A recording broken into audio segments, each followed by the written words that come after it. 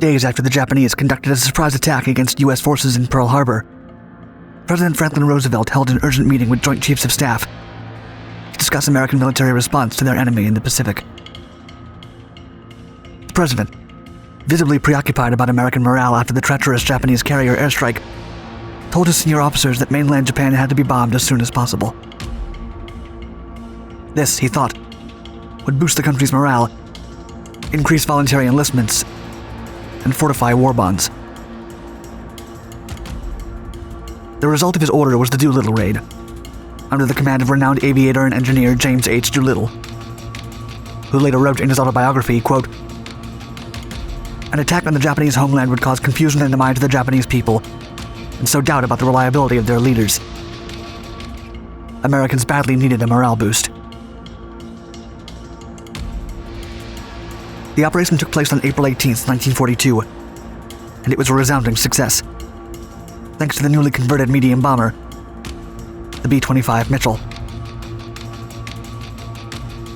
The squadron of B-25s bombed Tokyo and Honshu, claiming over 60 lives and injuring 500 people. Although damage was relatively minimal, it achieved the desired effects. U.S. morale drastically increased because it proved American aircraft could take the fight to the heart of the enemy, no matter where they stood. In contrast, the Japanese fighting spirit took a heavy blow, for they realized that their archipelago was not as impenetrable as they thought it was.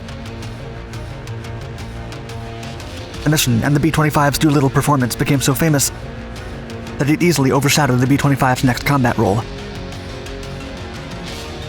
Equipped with a powerful 75mm M4 tank gun, a dozen high-caliber machine guns, rockets, and a 3,000-pound bomb load capacity, the B-25 Model G was a heavy-hitting gunship to be reckoned with.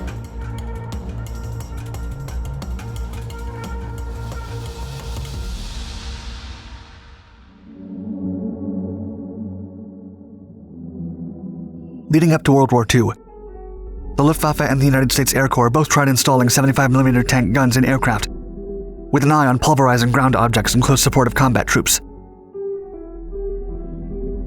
The German HS-129B3 and the Ju-88P1 were equipped with long-barreled anti-tank guns, whose most important goal was to stop the heavily armored and deathly Soviet T-34 tanks. For their part, the U.S. Air Corps had the B-25G Mitchell gunship.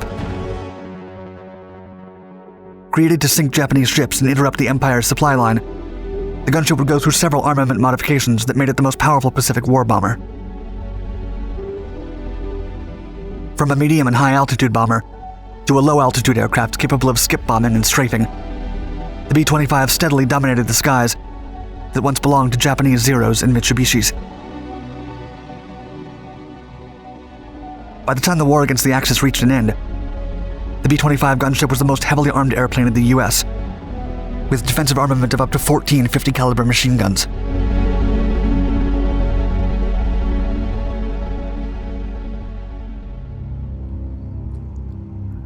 After observing the 4-year-long Spanish Civil War, U.S. officers from the Air Corps concluded that low-altitude bombing was no longer sufficient. Anti-aircraft batteries' fire got deadlier with every passing day, making low-altitude bombing extremely dangerous for crews. Thus, the military considered high-altitude bombing the next logical step for strategic raids. Aircraft needed to climb higher to stay safe from anti-aircraft guns, and carry more bomb loads to deal with the maximum damage during a single raid. Additional research from the Air Corps suggested that, when it came to maritime warfare, the best option available to effectively sink enemy vessels was by hitting them with the heavy payload of a bomber.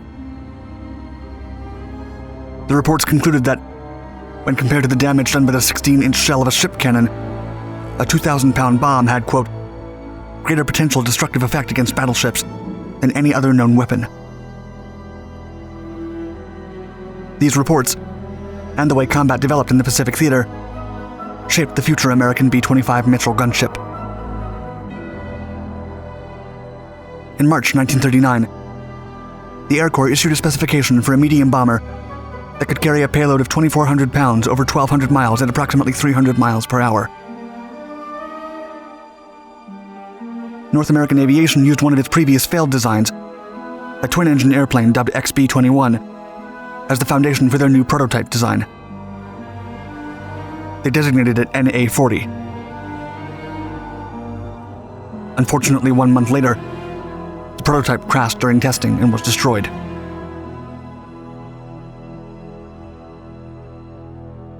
The new design had some modifications that made it larger to accommodate a 3,000-pound bomb load and seat the pilot and co-pilot side by side.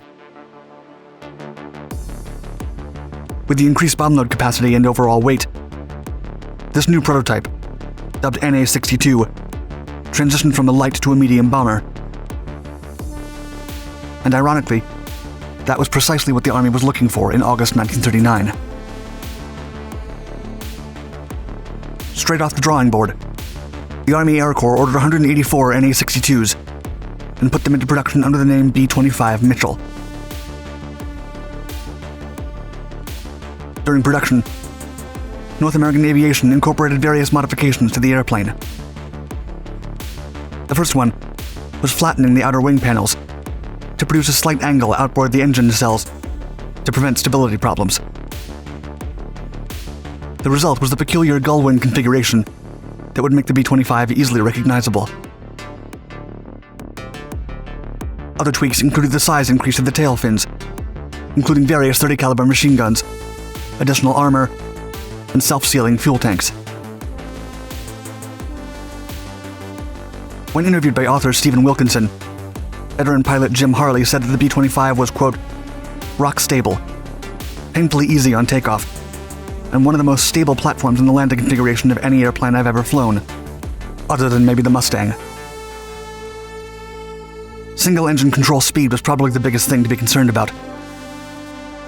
It was around 145 miles per hour, and you lifted off at 90 to 100. Get it off the ground, get the gear coming up, level the airplane over the runway, and let it accelerate to 145. Then you can go right into the climb.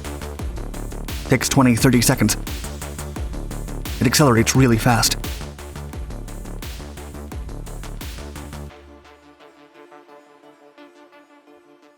The B-25B variant, used for the Doolittle raid over Tokyo in 1942, was equipped with a nose-mounted 30 caliber machine gun, 2 turrets powered by twin 50 caliber machine guns, and the full 3,000-pound bomb load capacity. Although the raid was a success, it proved that the B-25B still needed some modifications for long-range missions and low-level combat.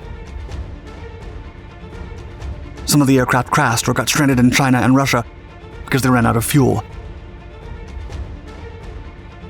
As a result, the B-25C incorporated more fuel tanks and more 50 caliber machine guns, reaching a total of 6 guns. One of them, placed in the nose, was fully controllable by the pilot. This became the first hint of the strafing role the B-25 would develop for the rest of the Pacific Theater.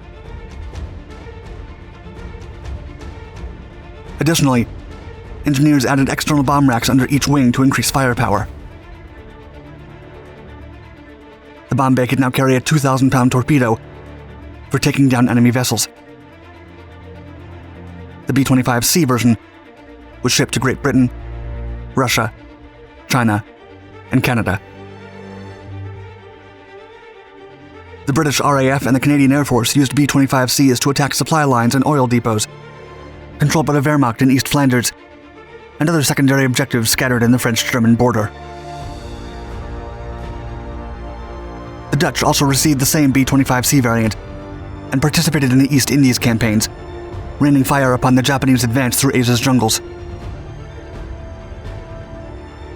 The USSR used different variants employed by the Soviet Air Force, from the early days of the siege of Stalingrad up to the end of the war. In the European theater, all countries used it as just another strategic bomber. But in the Pacific, it's shown as a fast and brutal strafing bomber.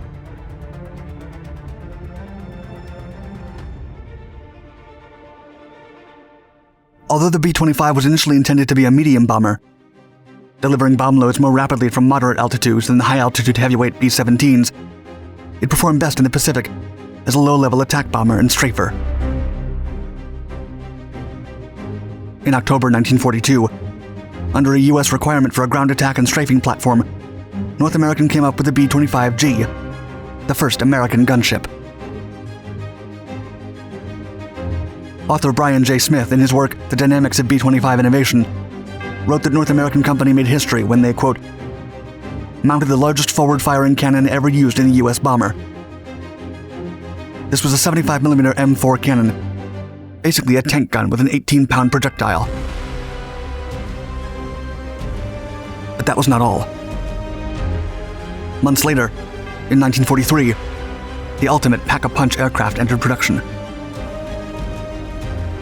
The B-25H and B-25J were equipped with up to 14 50-caliber machine guns. This moving castle was impregnable. It could not be flanked from any side. North, south, east, and west were entirely covered by machine guns that rained hell everywhere they went. Pilots began to call the B-25 gunship the commerce destroyers.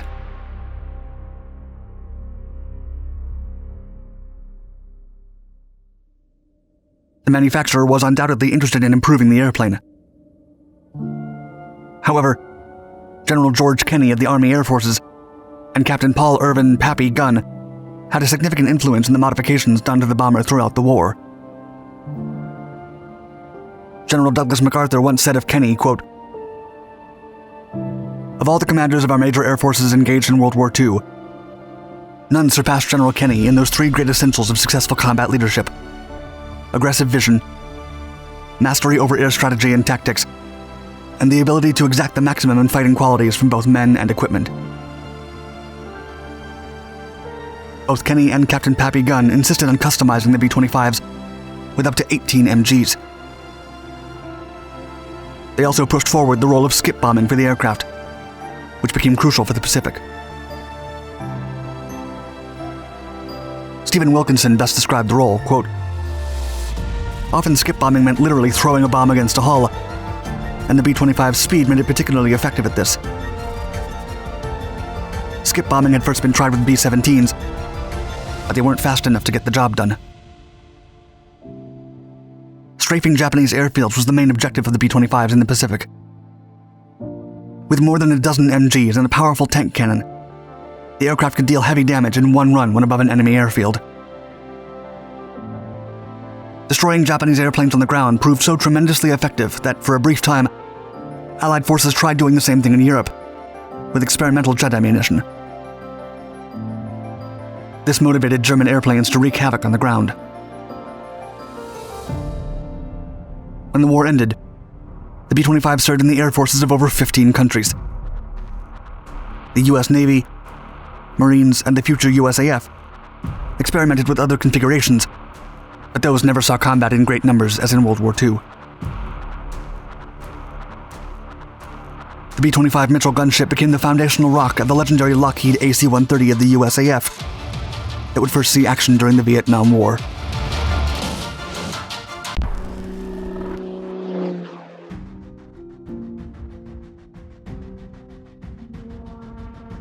The first operational U.S. aircraft specifically designed as a night fighter was the P-61 Black Widow. Created in 1940 by Northrop Aviation in collaboration with the British Royal Air Force, the P-61 was also the first aircraft designed to use radar.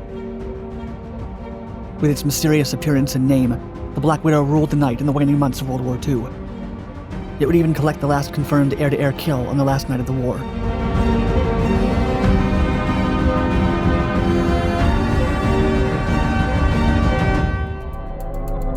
When World War II began, the U.S. Army Corps and the British Royal Air Force flew mostly outdated aircraft compared to their war-ready counterparts on the Axis side.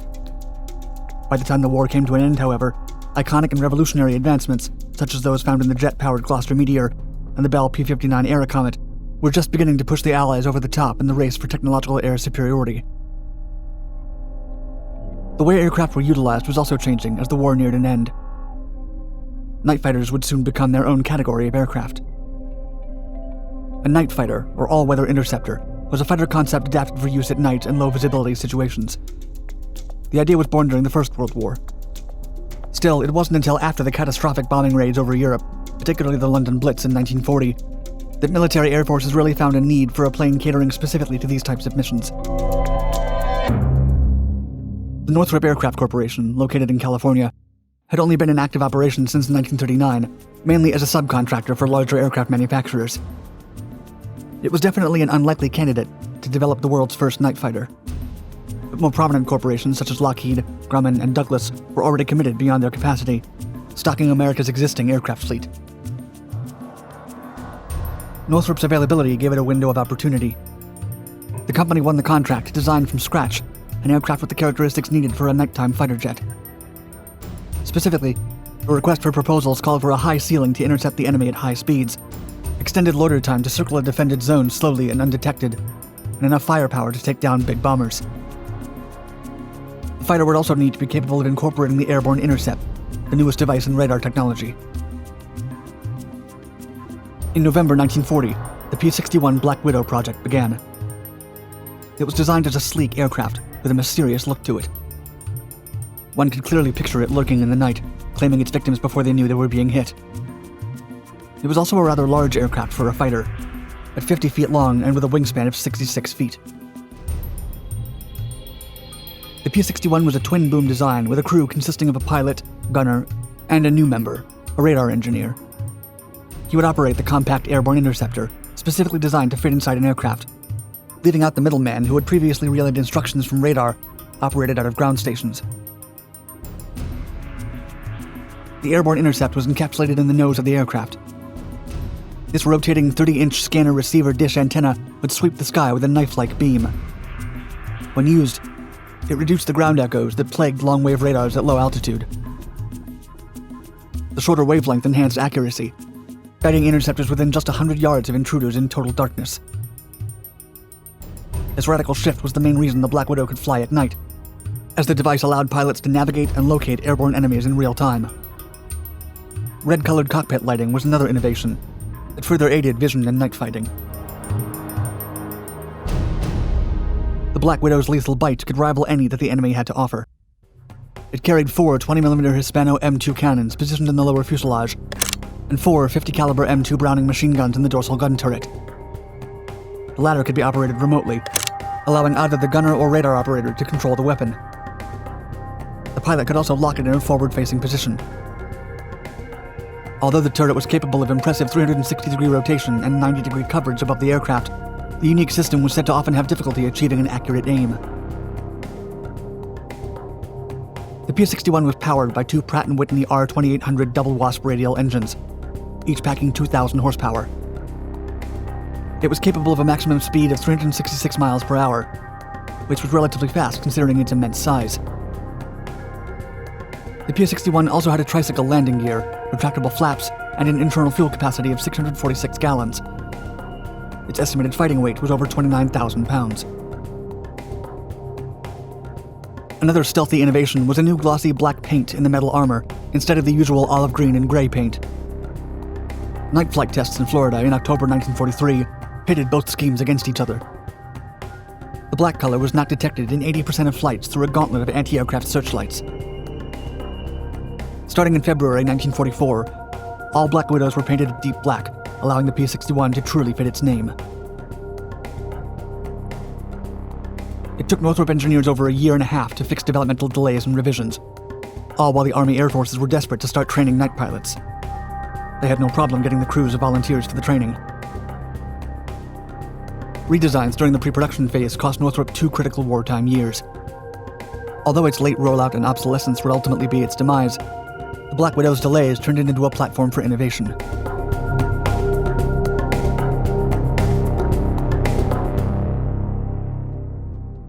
The P-61's official public debut was quite dramatic. In January 1944, the P-61 performed a nighttime flyover of the Los Angeles Coliseum, filled with 75,000 attendees as part of an Army-Navy show. According to some accounts, the crowd couldn't see the plane and could only hear its engines passing over. The first squadron to fly the Black Widow in Europe was the 422nd Night Fighter Squadron on May 23, 1944. Almost a month later, the 425th Squadron received their Black Widows. However, both of them received the aircraft too late to participate in the D-Day invasion on June 6th. The Black Widow's first real mission was targeting the feared German B-1 buzz bomb.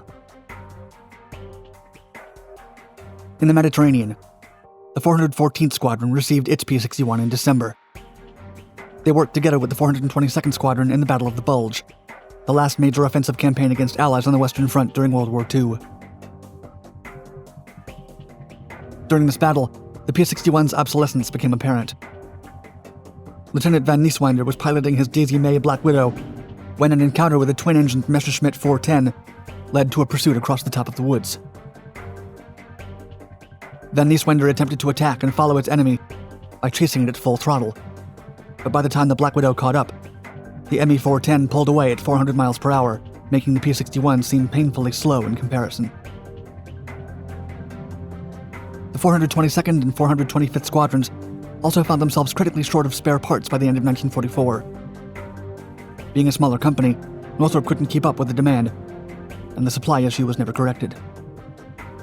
The squadrons had made do with whatever equipment they had on hand. Most operational P-61s ended up being sent to the Pacific.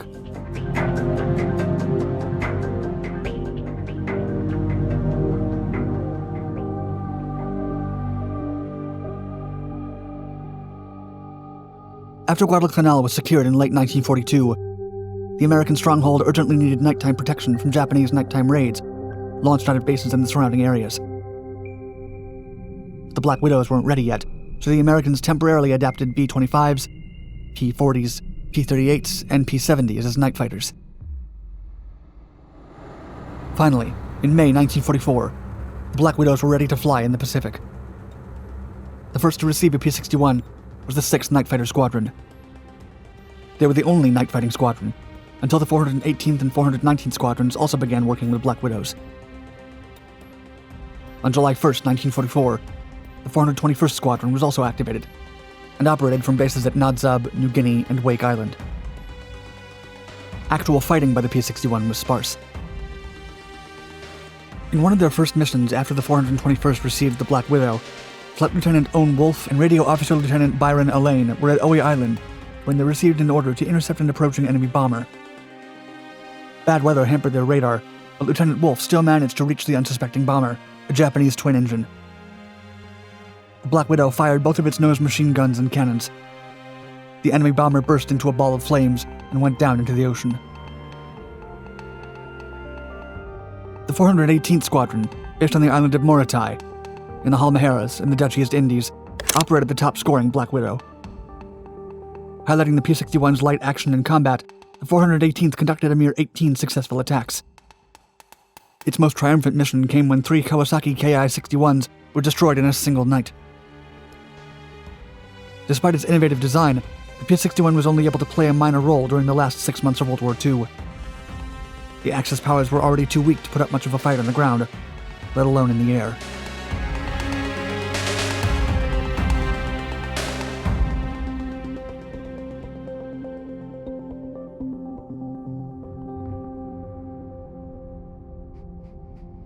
The Lady in the Dark P-61, piloted by Captain Lee Kendall, is perhaps the best-known Black Widow in the world.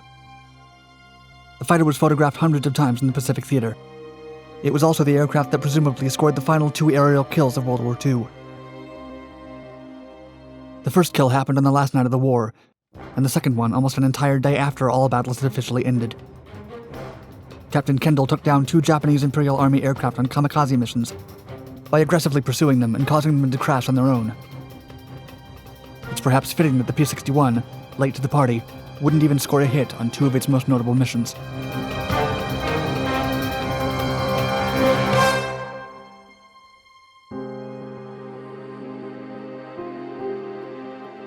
Simply put, the P-61 arrived too late to World War II. Although it was useful in battles against the Japanese Air Force, it was already obsolete in Europe by the time it got there. Northrop engineers tried to fix as many issues faced by the P-61 as possible. They redesigned the airborne intercept radar and improved the remote-controlled turret. Turbochargers were also added to the aircraft, but it still lagged in speed. The twin-engined British Mosquito Mk-17 ultimately proved a more suitable option for European battles. It slowly relegated the Black Widow into the reserves, where it only worked as a training aircraft. despite its late arrival, the Black Widow still saw combat in every theater of World War II. The fighter destroyed a total of 127 enemy aircraft and 18 German V-1 buzz bombs. After the war, the Black Widow was used in a joint study led by 4 U.S. government agencies: the Army Air Force, the Navy, the Weather Bureau, and the National Advisory Committee for Aeronautics, which later became NASA. One project, Operation Thunderstorm, focused on the exploration and study of thunderstorms and how to prevent military and civilian aircraft during them. Many of the theories and discoveries that stemmed from the project became the cornerstone of today's understanding of thunderstorms and related weather phenomena. The project and other utility roles briefly extended the Black Widow's lifespan, but it was officially retired in 1954.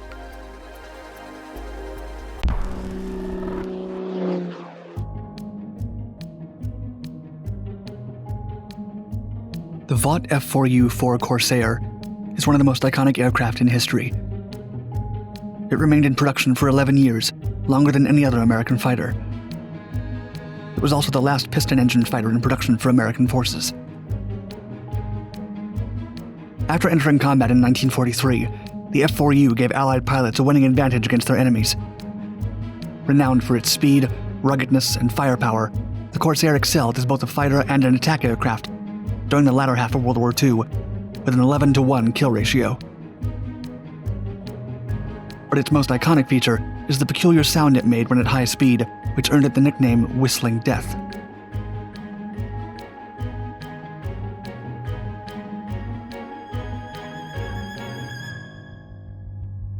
At the beginning of 1938, the U.S. Navy Bureau of Aeronautics began soliciting new fighter aircraft proposals with global conflict on the horizon.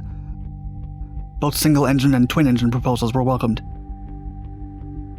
Amongst those who entered the competition was the Vought Corporation. Their design was centered on the ubiquitous Pratt & Whitney R2800 double wasp engine. To maximize the engine's power, they selected a large Hamilton standard hydromatic propeller.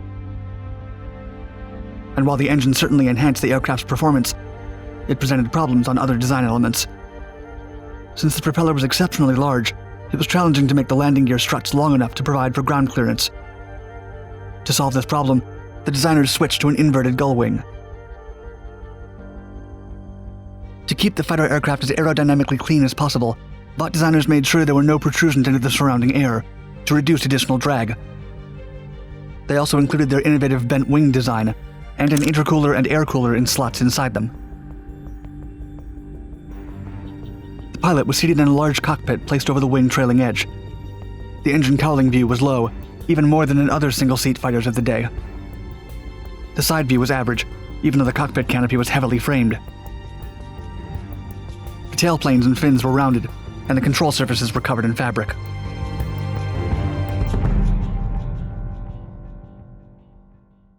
Pleased with Vought's progress, the U.S. Navy signed a contract for a prototype in June 1938.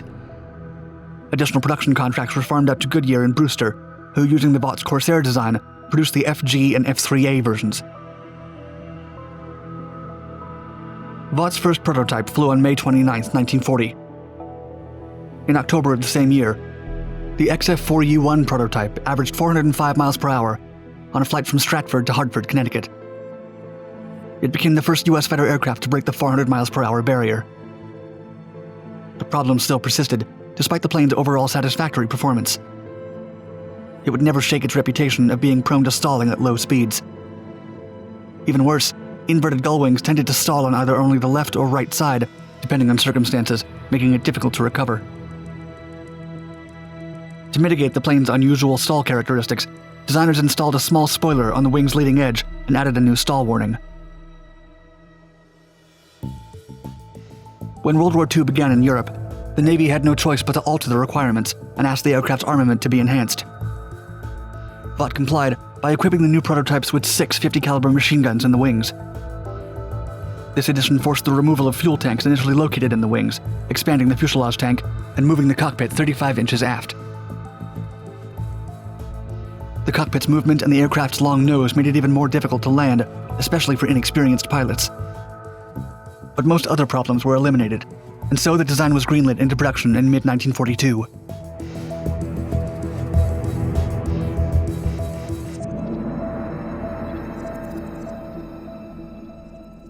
Additional issues, however, quickly arose in September 1942 when the Corsair underwent carrier qualification trials. Several problems were discovered with its landing gear, tailwheel, and tailhook. Since the F-6F Hellcat was coming into service in the Navy simultaneously, the U.S. Marine Corps deterred the Corsair release until all landing problems were resolved. The Corsair finally entered island-based Marine service in the Southwest Pacific at the end of 1942 and began flying in large numbers over the Solomons in 1943. Marine pilots enjoyed flying the Corsair, especially since its speed and armament power gave it a significant advantage over the Japanese A6M0. The F4U quickly became famous as it racked up impressive kill numbers against the Japanese. Air running through the Corsair's wing-mounted intake slots while flying at high speeds gave the aircraft a unique sound. Americans claim that the Japanese tagged the fighter with the moniker Whistling Death, although some records dispute those accounts. Most Japanese documentation reportedly referred to it as the Sikorsky. The F4U was only used by the Marines until the Navy began flying in 1943. And in 1944, the aircraft was certified for carrier operations. The Hellcat and the Corsair joined forces protecting U.S. ships from kamikaze attacks. In addition to being a fighter, the F4U extensively worked as a fighter-bomber. It was vital in providing close support to Allied troops slugging their way across the Pacific. The Corsair was also used as a fighter-bomber in the Central Pacific and the Philippines. In 1944, Marine pilots began to utilize the F4U's abilities in a close support role in amphibious landings. Notably, Charles Lindbergh flew several Corsairs with the Marines. He managed to get one F4U into the air with 2,000 pounds of bombs in the center line and 1,000 pounds of bombs in each wing. In these experiments, he performed strikes against Japanese positions during the Marshall Islands battle. By 1945, the Corsair worked as a full-blown mud fighter and performed strikes in the muck of battle with high-explosive bombs, napalm, and high-velocity aircraft rockets. The aircraft was a crucial participant in the fighting for Palau, Iwo Jima, and Okinawa.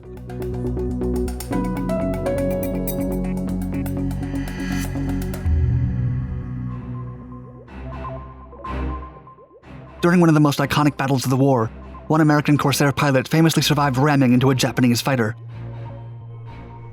The Japanese attacked in many ways, but their kamikaze, suicide pilots who rammed their planes into guided missiles, were the most dreaded.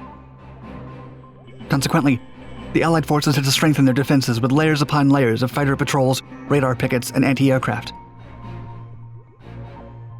On the morning of May 10, 1945, two U.S. Marine pilots, Captain Kenneth Rooser and First Lieutenant Robert Klingman, were flying their Vought F4U Corsairs on combat air patrol 10 miles away from the Kadena airfield in Okinawa, along with two other pilots. Captain Rooser spotted vapor trails above the patrol. He ascended to investigate, and since the other two pilots weren't as experienced, Rooser and Klingman continued alone. When they were over 38,000 feet in the air, the pilots intercepted a Kawasaki Ki-45. When they approached, the Japanese plane turned away to the north and tried to outrun them.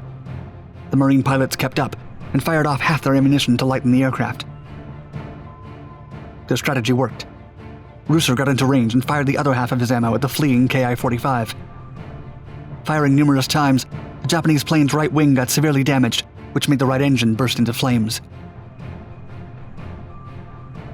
Klingman then knew it was time to finish what Rooser started. The lieutenant lined up for a final shot, but his guns were frozen because of the altitude. Giving up wasn't an option, so Klingman decided to use his own aircraft's propeller to finally bring the Ki-45 down. Rooser distracted the Japanese crew by flying on its flank while Klingman closed in. The enemy began firing at him just as Klingman came up behind him and sliced into its rudder with his own propeller. But it wasn't enough. So Klingman made two more passes at the Ki-45, slicing into the tail and completely severing the rudder and right stabilizer. The Japanese aircraft spun out of control and crashed into the South Pacific Ocean, just miles off the Okinawa shoreline. And despite damaged wings and bullets in the engines, Klingman was able to make a landing without power going to the propeller directly from the engine. This F4U Corsair was repaired and eventually returned to service. Both Rooser and Klingman were awarded the Navy Cross for their courageous actions that day. The Corsair was nicknamed the Angel of Okinawa for its role in the battle.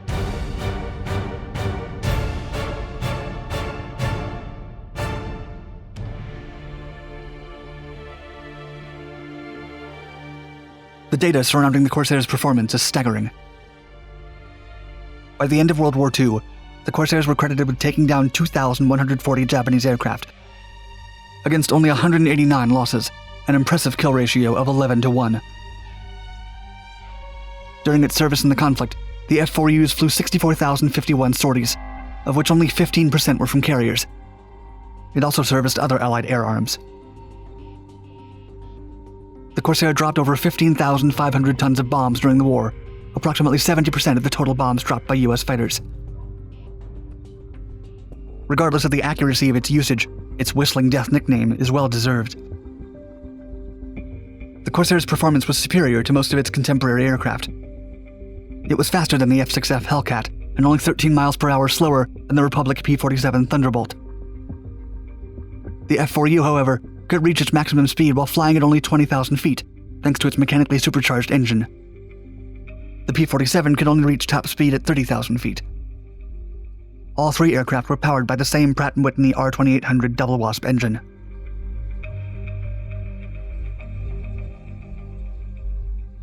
The F4U Corsair was the only World War II fighter that continued into production after the war ended.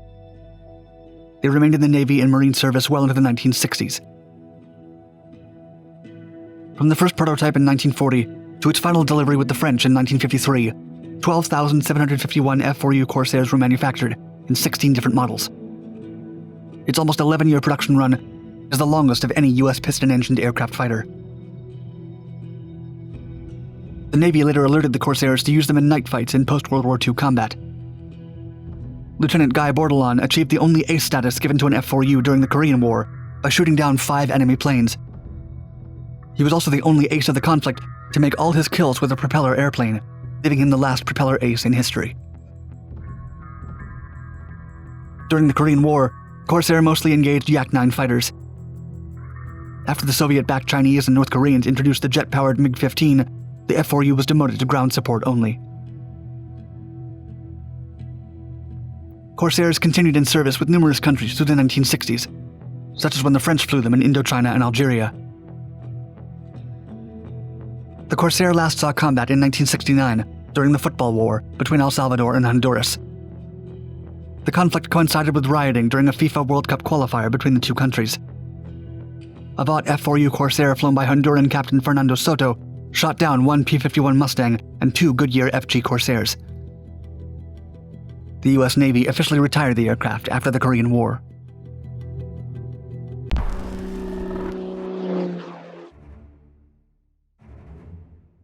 Despite Britain's best efforts to keep the peace, on September 1, 1939, Adolf Hitler shocked the world by invading Poland. A war like the world had never seen before was coming to Europe, and Britain was nowhere near ready to resist the rising Wehrmacht. Desperate for modern aircraft, the British requested warplanes from the US, whose dormant aircraft industry could only spare limited amounts. They were then sold several P-40 Warhawks, but they needed many more as the conflict escalated. After the Curtiss Corporation was unable to manufacture the numbers Britain required, they turned to James H. Kindleberger, the president of a recently formed aircraft manufacturer. He not only assured them that he could produce the P-40s they needed, but that he could do better and come up with a far superior warplane in just 120 days. The result would come to be known as the most aerodynamically flawless pursuit plane in existence, a fast, agile, and reliable aircraft that would shift the balance of the war. Still, the P-51 Mustang was revealed to have a fatal flaw that almost ended its career in combat, but destiny had other plans.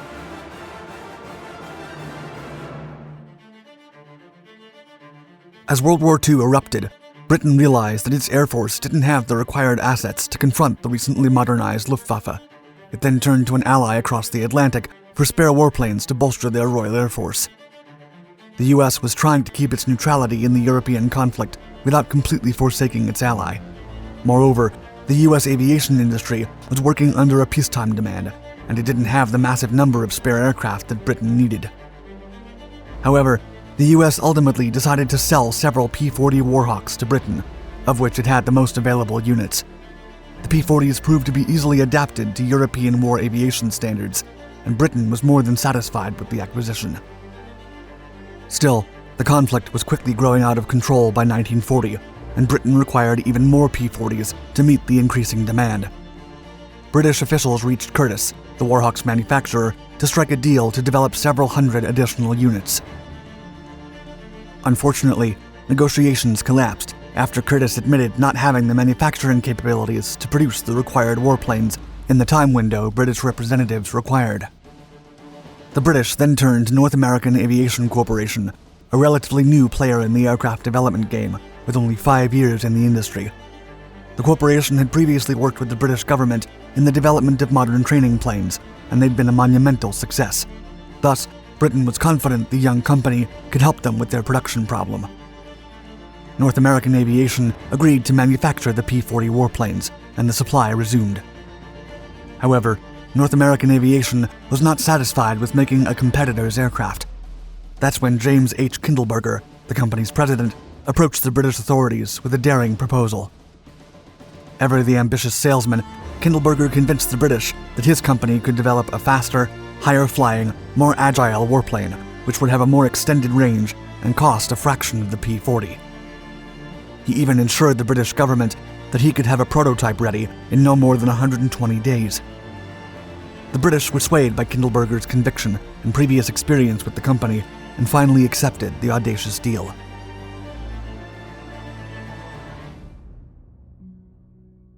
The plan was set, and work began immediately. The new aircraft would use the same Allison 1250 horsepower, 12-cylinder liquid-cooled engine as the P-40 Warhawk, but with a completely new and groundbreaking airframe. By December of 1940, the prototype of the new NA-73X was ready for testing, a full 3 days before the 120-day deadline ended. The novel aircraft supplemented the capable Allison engine with a masterfully designed aluminum alloy fuselage that featured a unique laminar flow wing design. The breakthrough wing configuration sent the thickest part of the wing further back to reduce friction, cutting drag while increasing speed and range. However, the innovation came at a cost, as the laminar flow wings would perform poorly as the aircraft ascended to higher altitudes. It also lost maneuverability at lower speeds. The prototype became an instant success. Vance Breeze, the aviation engineer and test pilot who flew the aircraft for the first time, reached 322 miles per hour while cruising at 15,000 feet during the first test. Kindleberger had kept his promise. The prototype was delivered on time, and the plane was 25 miles faster than the P-40 and drastically more agile. The British were thrilled, and they called North American Aviation to tell them they had chosen a name for the new aircraft: the Mustang.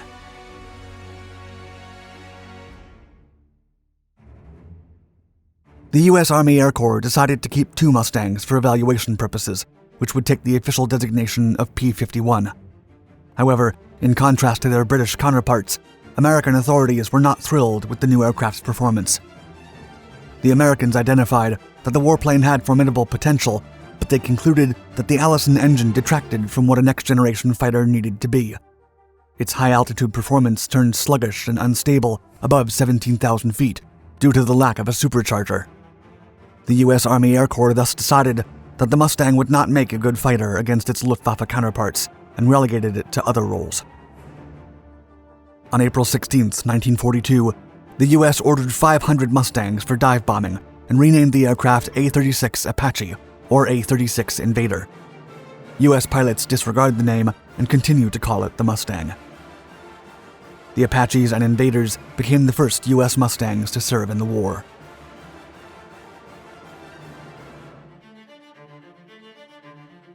The brutal reality of combat revealed a fatal flaw in the Mustang's design that testing could not identify.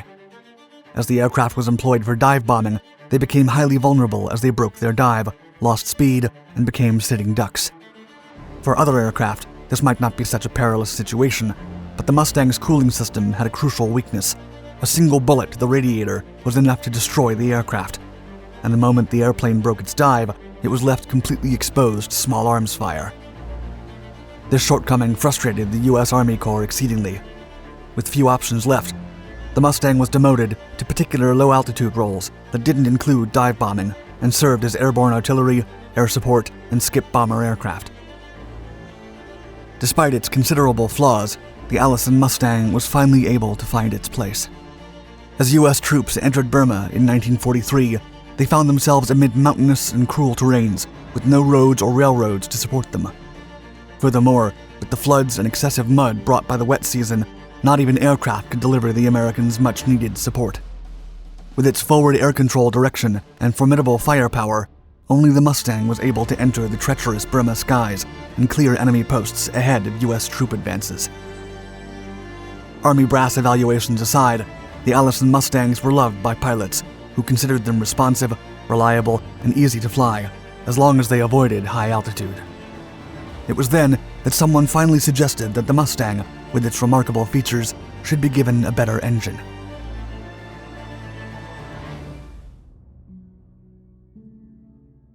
The British, who had also learned to love the Allison Mustang despite its flaws, quickly suggested fitting it with a Rolls-Royce Merlin engine, the same powerhouse inside the mighty Spitfire.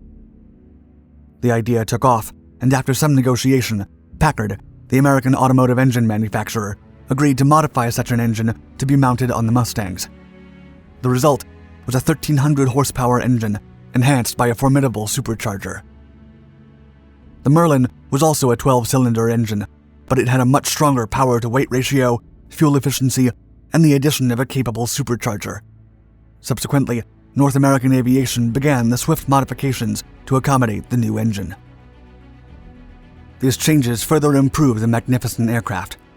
4 propeller blades were used instead of 3, which improved high-altitude performance, and the fuselage was heavily reinforced, while crucial adjustments were made to the radiator to make it less vulnerable to enemy fire. Furthermore, the 30mm caliber guns of the Allison model were replaced with 50 caliber Browning machine guns. The new engine, refined fuselage, and additional firepower suddenly turned the Mustang from a warplane struggling to find a place in the war into the ultimate World War II fighter.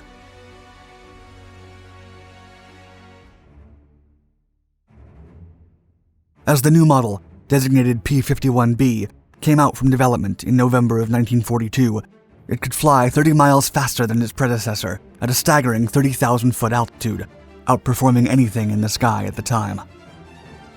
Soon, pilots realized that the Mustang had another powerful feature up its sleeve, its 425-gallon tank, and an engine that consumed half the fuel than other aircraft gave them an unprecedented range of over 1,080 miles, and with additional tanks mounted on the wings, they could go as far as 2,600 miles.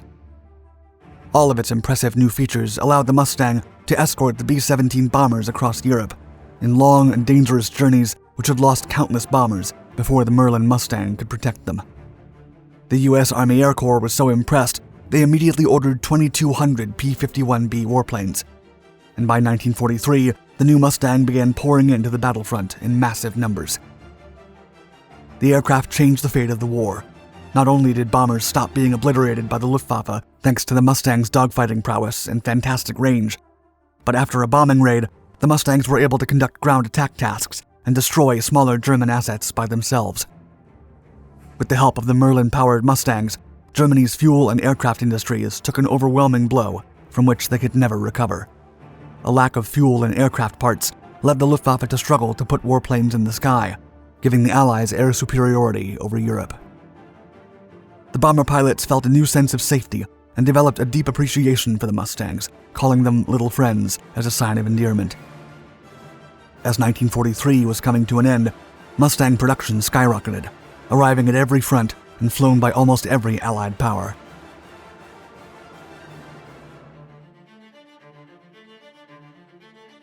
The ultimate fighter plane could still be improved, as RAF pilots had 2 significant criticisms. The canopy made it impossible for the pilot to look backward, and the guns tended to jam after certain high-risk maneuvers. North American aviation took note and swiftly began work on an improved version of the mighty fighter. The result was the P-51 Type D, with a teardrop canopy that allowed a 360-degree view and yet another drastic increase of firepower. The canopy modification caused some stability issues to be resolved by a dorsal fin on the tail to add additional control, while the wings were redesigned to fit 3 50 caliber Browning machine guns each, bringing the total to 6 and eliminating the jamming issue. The Mustang D soon became the typical Mustang to be found across all fronts, as North American aviation was tasked with producing over 8,000 such models in 1944 alone. No other piston-powered aircraft could ever dream of coming close to the Mustang's agility, range, and firepower when they engaged in dogfights. And on March 4th, 1944, the Mustang D made the 1,100-mile run to Berlin for the first time, escorting a colossal bombing fleet and marking the final stage of the Third Reich's reign of terror.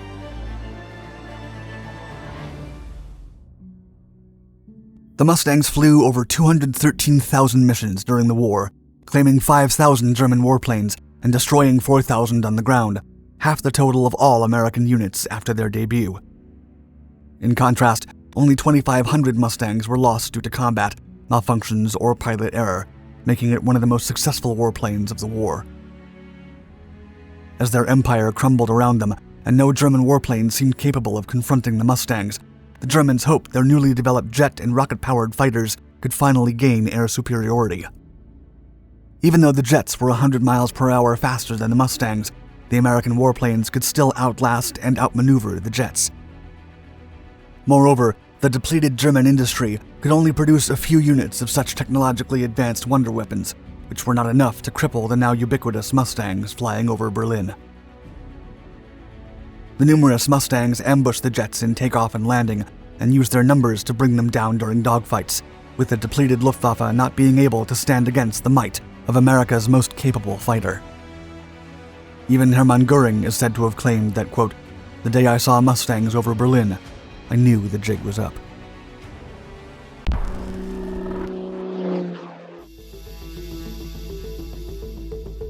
Once World War I ended, Germany was forced to sign the Treaty of Versailles, which forbade the nation from maintaining an air force. But when Hitler rose to power in the early 1930s, he began to rebuild the Germanic Air Force from scratch. One of the earliest aircraft that the German military secretly tested was William Messerschmitt's famous Bf-109. It quickly became one of the most advanced fighters of its time. The Bf-109 was first flown during the Spanish Civil War as part of the Condor Legion that helped General Franco. By the time the Luftwaffe regained power before the outbreak of World War II, the Messerschmitt Bf-109 was the backbone of the German Air Force. It would also become the most produced and used aircraft in history. The Messerschmitt Bf-109 was broadly used in all fronts. It flew over Western and Eastern Europe, Africa, the Mediterranean, and the Atlantic with various combat configurations. Its tremendous versatility made it able to perform well as a fighter, bomber, escort, and support aircraft. It was no coincidence that by the time World War II was over, the most highly decorated German pilots flew exclusively aboard customized Bf-109s.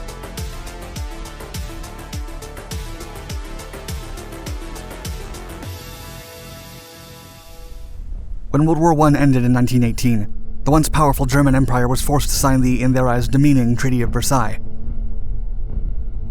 The treaty held Germany responsible for the war, limited its military prowess, imposed harsh penalties, and obliged them to return lands.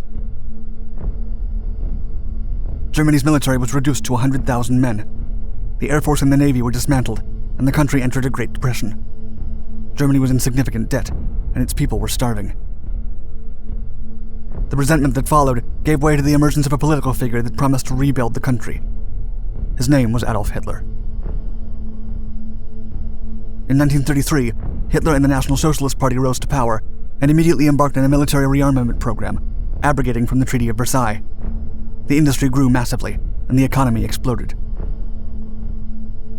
The Heer, the Kriegsmarine, and the Luftwaffe were secretly rebuilt from scratch. Hitler named ace pilot Hermann Göring as the Luftwaffe's commander-in-chief in 1935. With the help of Erhard Milch, State Secretary of the new Air Ministry, airfields were constructed all over Germany to build and test prototypes for their renewed Air Force. Ernst Henkel had already built the HE-45 light bomber, the HE-51 fighter, the HE-46 Recon, and the HE-111 bomber, but all of these aircraft were tactical units. The Luftwaffe was still missing combat fighters that could be mass-produced. The next few years would see the arrival of the next generation of Luftwaffe aircraft. The Junkers Ju-88, the Dornier Do-17, and the Messerschmitt Bf-109 would become the most advanced fighters of their time, just in time for World War II.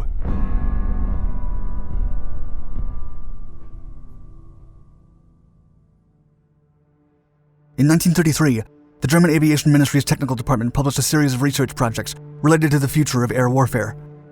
One of them called for developing a single-seat fighter that could replace the Arado AR-64 and the Henkel HE-51. The project demanded a fighter that could reach a top speed of 400 kilometers per hour at 6,000 meters to be sustained for 20 minutes, with an approximate total flight duration of 90 minutes and an operational ceiling of 10,000 meters. The aircraft was to be powered by a Junkers Umo engine that produced only 210 horsepower. It was the only engine available in 1934, as Germany was rearming itself from the ground up. Additionally, it had to be armed with two 7.92mm MG-17 machine guns or a single 20mm mounted cannon, equivalent to a ground Flak 30 anti-aircraft gun.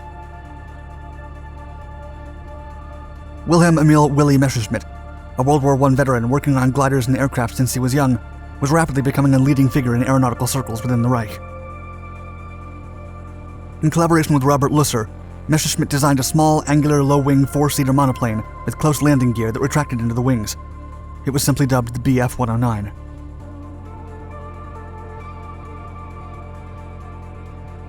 The first Bf-109 prototype was powered by a Rolls-Royce Kestrel 695 engine. It flew for the first time in September of 1935.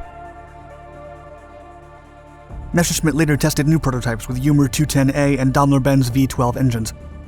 One of the aircraft's continuous innovations was Messerschmitt's desire to make it as lightweight as possible by minimizing its amount of separate parts. One of the advantages was that the landing gear was directly attached to the fuselage. This way, the wings could be removed without any additional equipment and thus simplify its maintenance. However, the two long legs that supported the aircraft created a large angle that almost nullified forward visibility when on the ground. This defect would eventually be blamed for several takeoff and landing accidents, especially from novice pilots. Besides that, the Bf-109 delivered excellent combat results. The first version was equipped with two machine guns mounted on the fuselage to maintain Messerschmitt's idea of low-drag, low-weight monoplanes with thin wings. But when the Luftwaffe discovered in 1937 that the British Royal Air Force was planning on adding 8 guns to its Spitfire and Hawker Hurricane fighters, the Bf-109 was modified to add more firepower. 2 machine guns, a 20mm gun that fired through the propeller shaft, and a pair of 20 caliber MG-151 installed in gun pods under the wings were added to the aircraft. The Bf-109 was shown to the public for the first time during the 1936 Berlin Olympics. 1 year later, the Bf-109 was displayed again during the Flugmeeting Air Show in Zurich, where it showed its incredible speed and maneuverability.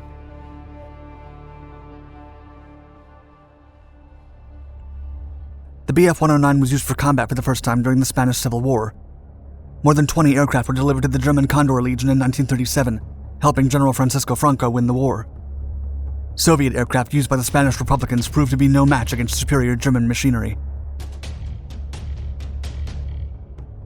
After the war, new wings, fuselage, and weaponry were added to the Bf-109 to improve its battle performance. Pilots that participated in the conflict also gave detailed accounts of stability improvements that could be made so that it could be made more effective for dogfights. By the time World War II broke out, the only rivals of the Messerschmitt Bf-109 were the British Spitfires and Hurricanes. According to the Smithsonian National Air and Space Museum, quote, Supermarine Spitfire was the first aircraft to seriously challenge the Luftwaffe fighter. The Spitfire was slightly faster and definitely more maneuverable, but its performance at altitude was inferior. During the Battle of Britain, the RAF usually fought over friendly territory. The Bf-109's limited fuel capacity reduced fighting time over Britain to about 20 minutes. Many 109 pilots exhausted their fuel and crashed into the icy waters of the English Channel. The Spitfire outperformed the Bf-109 at altitudes above 4,600 meters, whereas the Hurricane could outturn it. However, the German aircraft could easily outclimb both. At the Battle of Britain in 1940, the limited Bf-109's fuel capacity greatly affected the amount of German aircraft that could be fighting the numerically superior Royal Air Force fighters at the same time. As it would eventually happen in the Eastern Front, German logistics forgot their supply lines were overstretched and that the Britons were fighting in their own country, with immediate access to reinforcements. Meanwhile, the Luftwaffe had to bring reinforcements from France, Germany, and other countries. After the failure of Operation Sea Lion, in which the Royal Air Force outnumbered the Luftwaffe, the German Air Ministry ordered more Bf-109s with several upgrades. The aircraft needed to be more powerful and capable of repelling Allied bombing raids over German cities. Bf-109s modified with jettisonable external fuel tanks, additional machine guns, and a pair of cannons with 210mm rockets were used to intercept American B-17 Flying Fortresses and consolidated B-24 Liberators before they could drop their bombs. During the early years of the war, the renewed Bf-109 dominated the skies and became an essential resource of the Blitzkrieg Doctrine. It reigned over the skies of Poland, France, Norway, Malta, and Africa, but the Allies would eventually catch up. Several camouflage patterns and armaments were used on every front. When Hitler launched Operation Barbarossa in 1941, the Soviets would lose more than 21,000 aircraft against a smaller number of heavily equipped Bf-109s. During the first 3 days of the Soviet Union invasion, Hermann Göring received a report that stated that the Soviets had lost 4,000 aircraft against an estimated loss of just 80 German Bf-109s.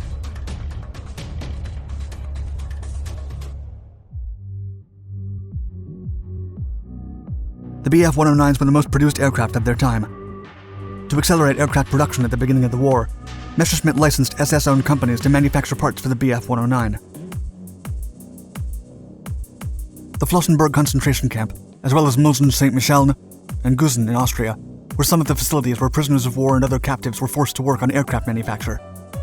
By the end of the war, more than 35,000 Bf-109s had been built, and some of them went on to serve until the late 60s with other European countries. The Bf-109s were also credited with more put-downs than any other aircraft during the war.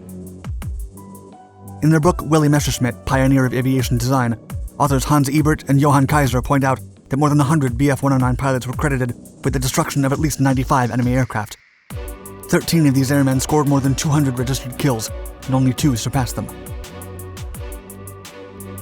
Bf-109 ace pilot Erich Hartmann was credited with an astonishing 352 victories. In North Africa, Hans-Joachim Marseille paved the way with more than 160 registered kills. And Finnish pilot Ilmari Juutalainen was credited with the highest non-German victory ratio, with 94. By the time Germany surrendered in 1945, other Allied aircraft, such as the P-51 Mustang and the updated Spitfires and Hurricanes, were formidable opponents for the Messerschmitt Bf-109s. Today, many Bf-109s are exhibited at aviation museums across the world. They are widely regarded as one of the top 5 aircraft of all time because of their innovative features, combat performance, and the ace pilots that flew them.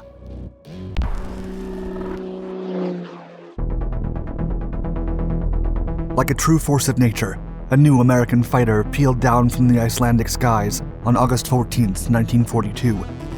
The aircraft was chasing a Focke-Wulf FW-200 Condor, and the German crew watched in disbelief as they had never come across such an impressive machine. Its airframe was sleek, but its twin tails gave the warbird a radical appeal. Before the Germans could react, Second Lieutenant Elza Shahan fired at a rate of 409 rounds a minute from the aircraft's innovative nose-mounted machine guns, and the Condor was dispatched in seconds. It was the first successful American engagement with the Luftwaffe during World War II. Less than 6 months later, the fighter was taking advantage of its versatility in North Africa when a lone German pilot surrendered to Allied soldiers at a camp near Tunisia. Agitated, he pointed to the sky and grumbled over and over, quote, "Der Gabelschwanzteufel." He was referring to the Lockheed P-38 Lightning and was calling it the fork-tailed devil.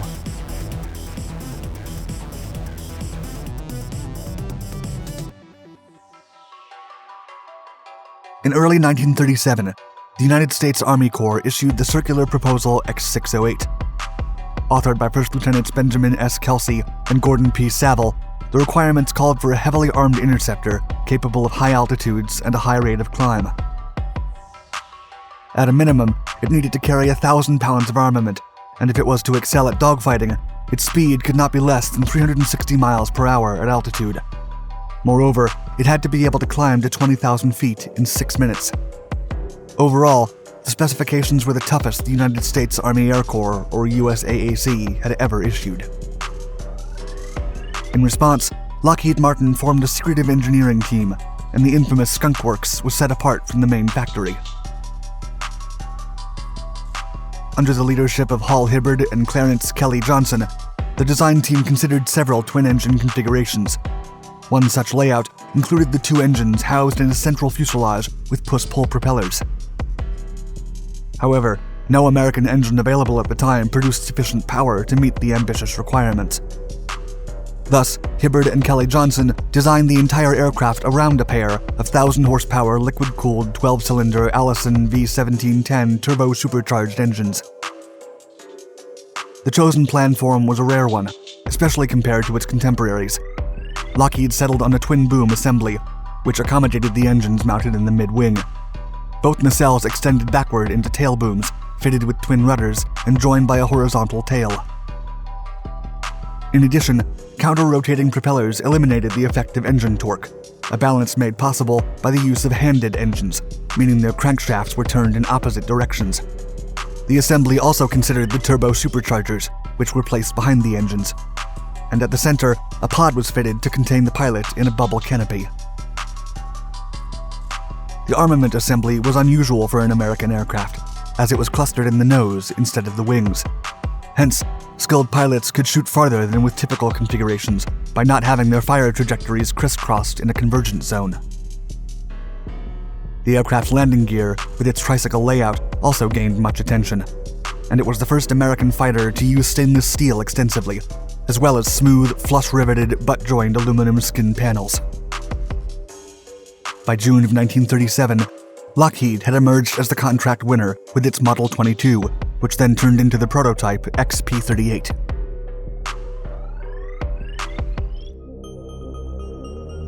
Construction began in July of 1938 at the first Skunk Works location in an old bourbon distillery.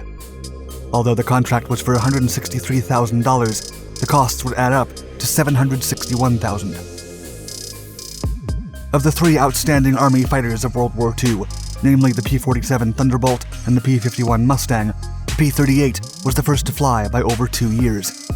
Its maiden flight took place in January of 1939 at the hands of Ben Kelsey, and the model showed an exceptional performance. 2 weeks later, Kelsey proposed relocating the aircraft for further testing.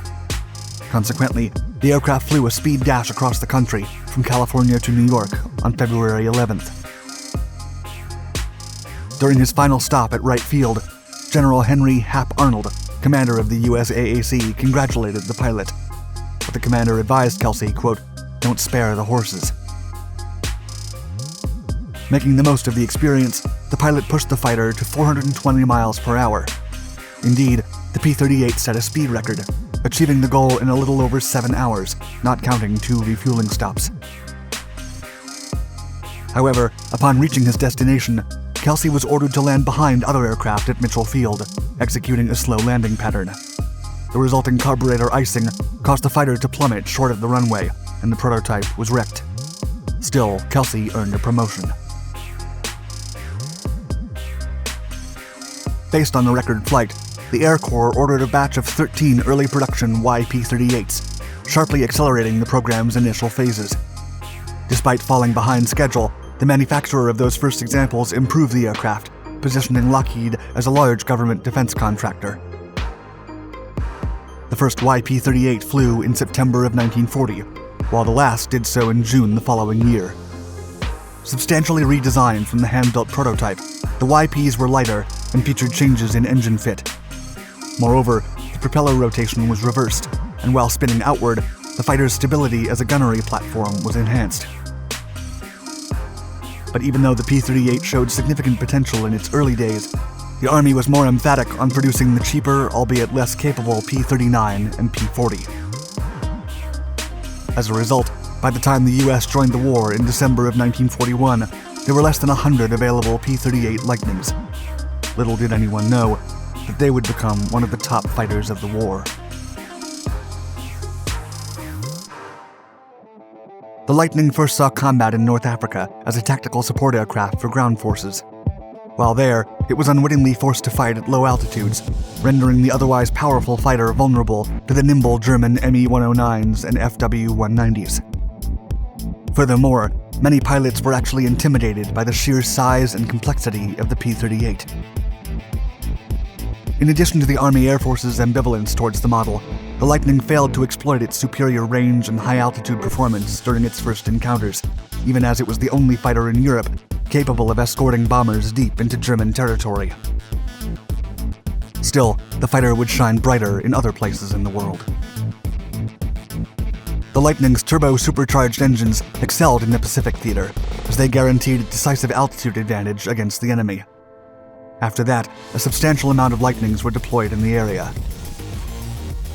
It was in the vast extension of the Far East and Oceania that the unmatched range of the aircraft proved particularly valuable, and most of the top Army aces in the Pacific Campaign flew P-38s, including Richard Bong, Thomas Maguire, and Charles H. MacDonald.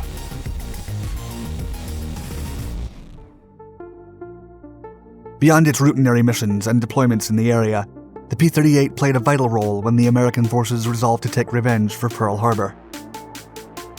In April of 1943, a U.S. naval intelligence initiative called MAGIC intercepted Japanese communications, and the American forces learned that Admiral Isoroku Yamamoto would be carrying out an inspection tour on the Solomon Islands. The goal was clear. As President Franklin D. Roosevelt simply put it, quote, "Get Yamamoto."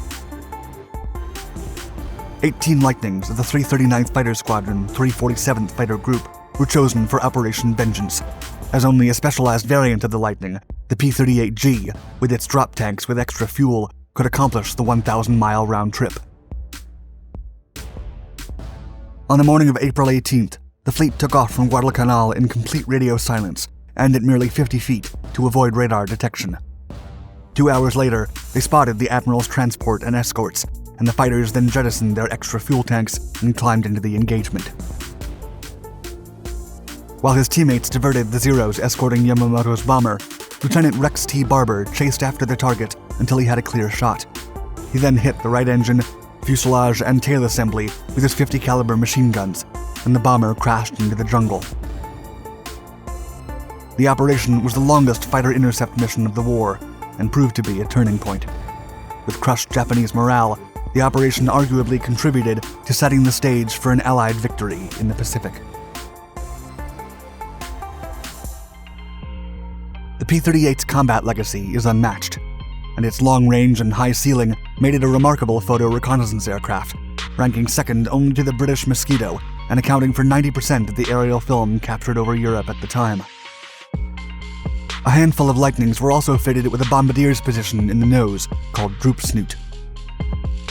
Besides its role as a general fighter, the Lightning branched into 18 distinct models, including fighter bomber, night fighter, and long-range escort fighter, but also bomber pathfinder. The first one available in quantity was the F model, with self-sealing tanks and armor.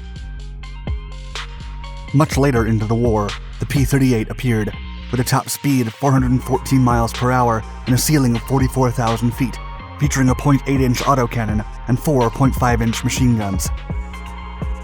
However, as it was exclusively manufactured by Lockheed, the P-38 was built in considerably smaller quantities than the P-47 or P-51, and roughly 10,000 examples were produced.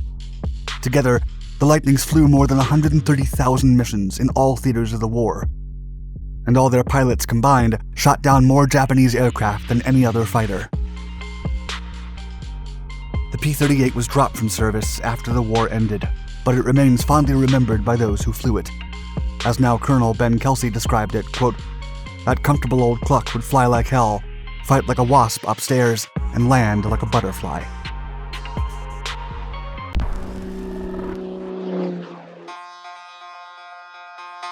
To many Americans, the phrase "made in Japan" was synonymous with low quality and rudimentary technology. But this perception changed after the surprise attack on Pearl Harbor, in which they were violently introduced to a groundbreaking piece of Japanese engineering, the formidable Mitsubishi A6M0. For the following months, the U.S. military scrambled to keep up with the nimble fighter, and it quickly earned a mythical reputation. The warplane seemed to be everywhere in the Pacific, had an unprecedented range, and could easily outmaneuver anything the Allies threw at it. More concerning was the fact that it was a seaborne aircraft designed to be launched by Japanese carriers. These ships were supposed to be inferior to land-based fighters due to their space restrictions. Still, the Zero was outclassing every single land warplane. The US went to great lengths to capture one of these machines and learn how they were made and what made them so powerful. However, the Japanese were highly protective of their technology, and they would crash their own aircraft before risking being captured. On July 12, 1942, the tide abruptly changed when a U.S. Navy patrol crew landed on the island of Akutan, following a strange series of events that led to an aircraft being flipped upside down. Still, the plane was intact, and immediately rushed to Naval Air Station in San Diego, California. The secrets of the A6M-0 were about to be uncovered.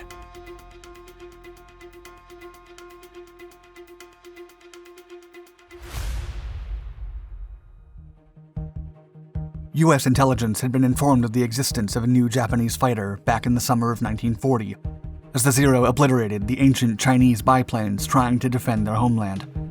Specialists like Claire Lee Chenault cautioned the West about Japan's incredible fighters, describing their performance as, quote, like hawks in a chicken yard. They shot down the Chinese fighters before the defenders knew what hit them. Nevertheless, the Americans paid little attention to what they thought were embellished Chinese reports, and were confident that whatever the Japanese had concocted would be far inferior to their own technology. It wouldn't be until the shocking attack on Pearl Harbor that they finally started to notice. As it turned out, Chinese reports had been correct.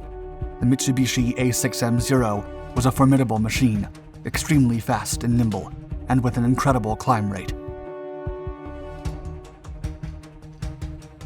Early U.S. encounters with the Zeros often resulted in tragedy, as the agile warplane easily outmaneuvered them in dogfights and shot them down into the sea. U.S. pilots were also quite green compared to their Japanese counterparts, who had years of experience fighting against China, leaving them with an aggressive and experienced outlook in battle. The American fighters also found themselves at a significant disadvantage. Their P-40 Warhawks and F-4F Wildcats were slightly faster than the Zero, but the U.S. aircraft could not outmaneuver the Japanese warplanes and would often be shot down. Moreover, even as British pilots were used to engaging German and Italian fighters, their European tactics fell short when they employed them against the agile Zeros and their virtuoso pilots. The Allies didn't know it at the time, but Japan only had 521 active Zeros by then. Still, their range was so extensive that they could cover vast regions, giving the impression that they were everywhere. Rumors and conspiracy theories soon began to spread, claiming that the Zero was actually a Western design. This myth persisted for several years, and was even fueled by none other than Howard Hughes, who said in 1954, quote, I should say, in point of aircraft design and mechanical aptitude, nobody expected the Japanese to have an airplane that would be at all competitive. It was quite apparent to everyone that it had been copied from the Hughes H-1 plane.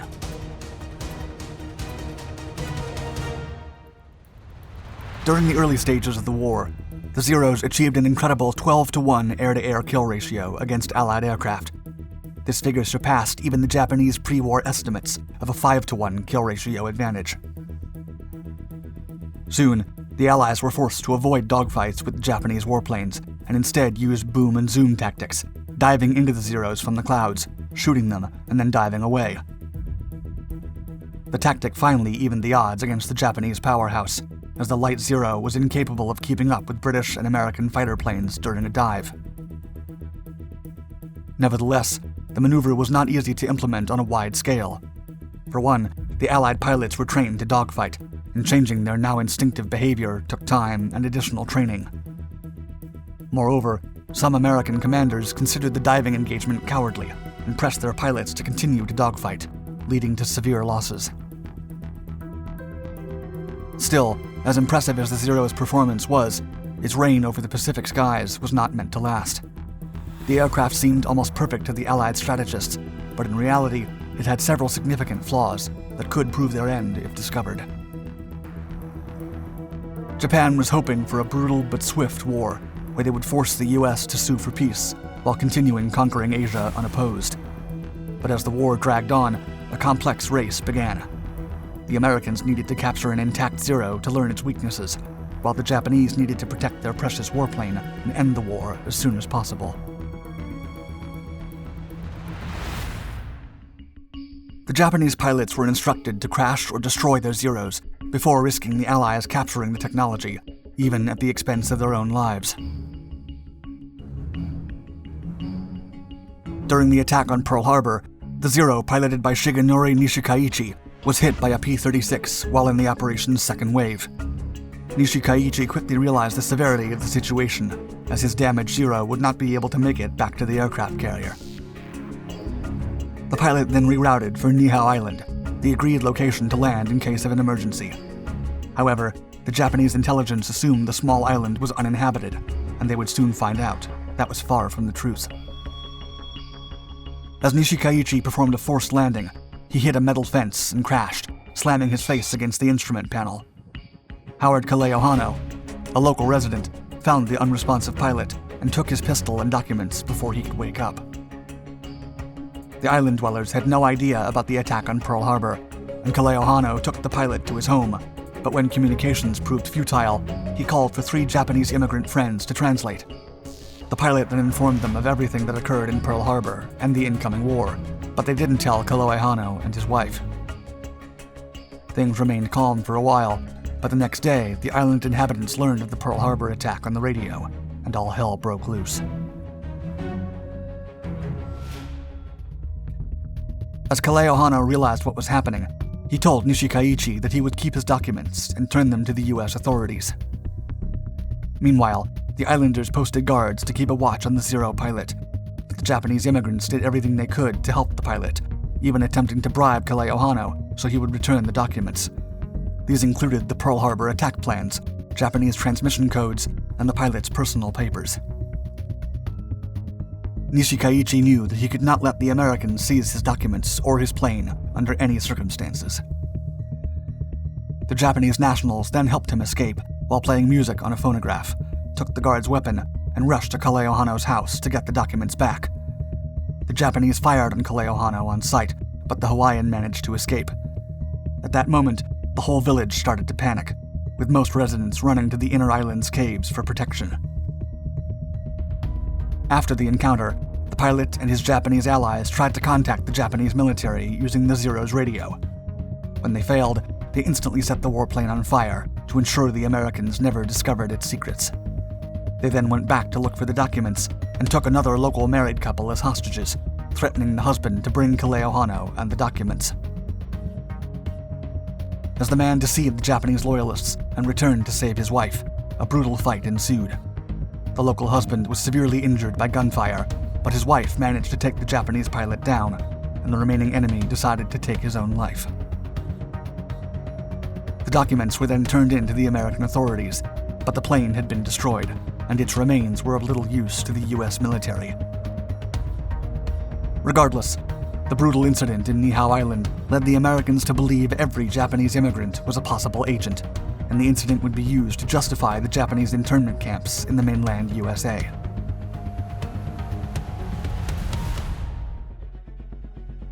Days before the Battle of Midway, the Japanese launched a major offensive on the American base at Dutch Harbor in the Aleutians. Amid the daring Zero pilots deployed from Japanese aircraft carriers Ryujo and Junyo was Petty Officer Tadayoshi Koga, whose Zero fighter took a hit that severed the oil line, demanding an immediate forced landing. Desperate and in a state of shock, Koga spotted a large open field on the island of Akutan, where he believed he could land safely.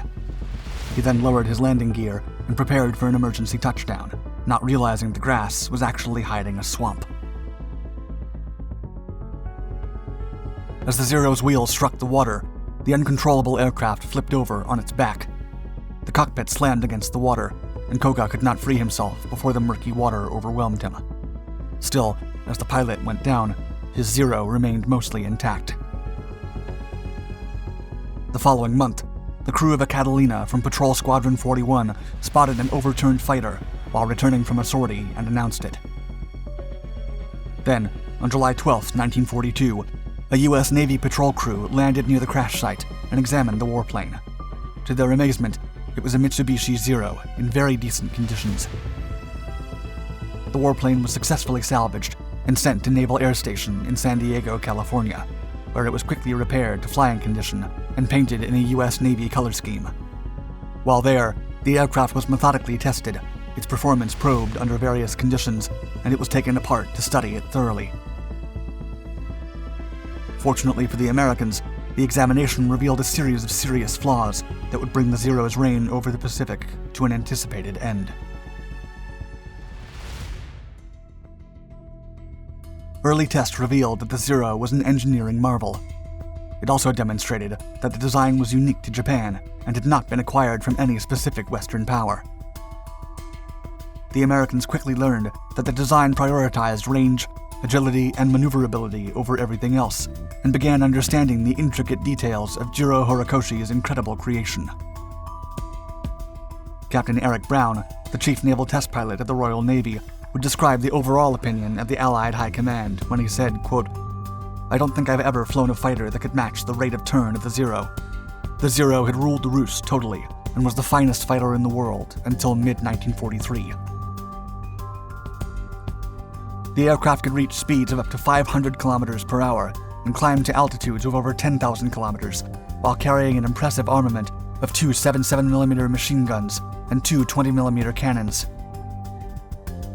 Moreover, the Zero had a previously unseen range for any fighter, being able to fly for over 8 hours at cruising speed and for 2 hours at maximum speed. To achieve these numbers, the Zero incorporated some of the world's most advanced aeronautic advances. It had thin elliptical wings that minimized drag. Its hull was assembled using groundbreaking flush riveting techniques, and Horikoshi had employed a state-of-the-art heat treating procedure to allow for a complete metal structure. The internal metal skeleton that gave the warplane its shape was perforated with circular holes to make the aircraft lighter. The sheet metal that covered the structure was also extremely lightweight, with only 1.2 millimeters of thickness. Overall, the aircraft weighed up to 1,260 kilograms less than the American Wildcat. The design philosophy employed by Jiro Horikoshi dictated that the ultimate fighter didn't need armor plating and hefty protection, as long as its speed and agility made it almost impossible to be hit. The aircraft was also specially designed to be seaborne, with a relatively short 9-meter wingspan that allowed it to be easily moved and stored on board carriers, while its hollow inner structures enabled it to float. Jiro Horikoshi made significant sacrifices to keep his creation light and nimble, but these flaws were about to be exploited by the US forces.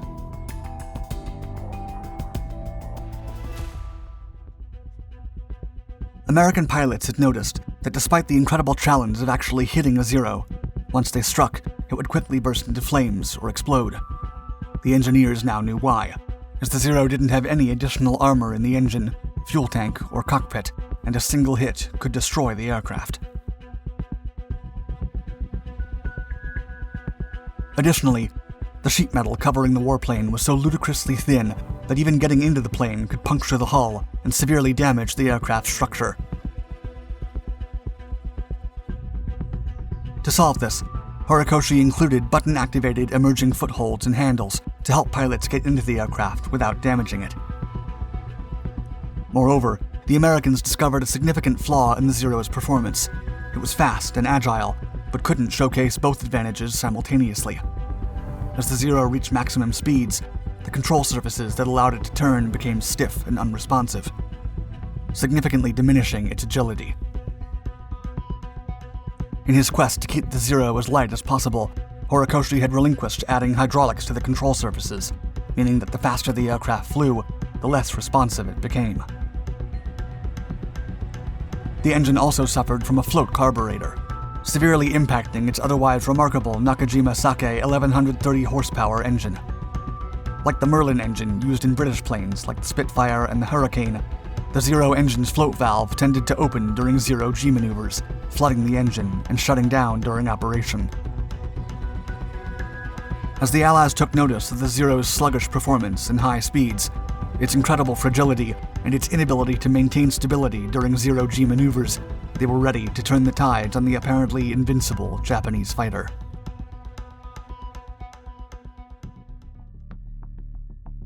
The jaw-dropping performance of the Zero against Allied warplanes during the initial months of the war in the Pacific could not be sustained for long. One reason for its inevitable deposing was that the US simply had a much more capable wartime industry and much more expensive deposits of strategic resources that allowed it to quickly produce new and more powerful aircraft like the Grumman F-6F Hellcat. Japan had little strategic resources and minimal manufacturing capabilities. Thus, unlike Allied aircraft, they could not afford to polish the Zero's flaws, such as the float carburetor and the rigid control surfaces. The light aircraft would have to continue fighting with its now disclosed weaknesses. Additionally, Japan's shattered hope of a harsh but brief war had other disadvantages. as their methodical and exceptional pilot training program was designed to deliver only 100 or so formidable pilots every several months. By the start of 1942, the nation was quickly running out of the highly experienced airmen that had shredded through the Allies in the initial months of the war. Additionally, American aviators were being trained to swiftly identify Zeros and employ a specific array of tactics. The pilots were to maintain high speeds at all moments to deny the Japanese aircraft its low-speed agility, and they were prohibited from engaging in dogfights, limiting themselves to swift diving hit-and-run attacks that forced the Japanese to keep up with the Allies' speed, instead of the other way around. Knowing now how fragile and lightly armored the Zeros were, the Allied pilots were aware that one lucky hit was more than enough to take them out of the sky.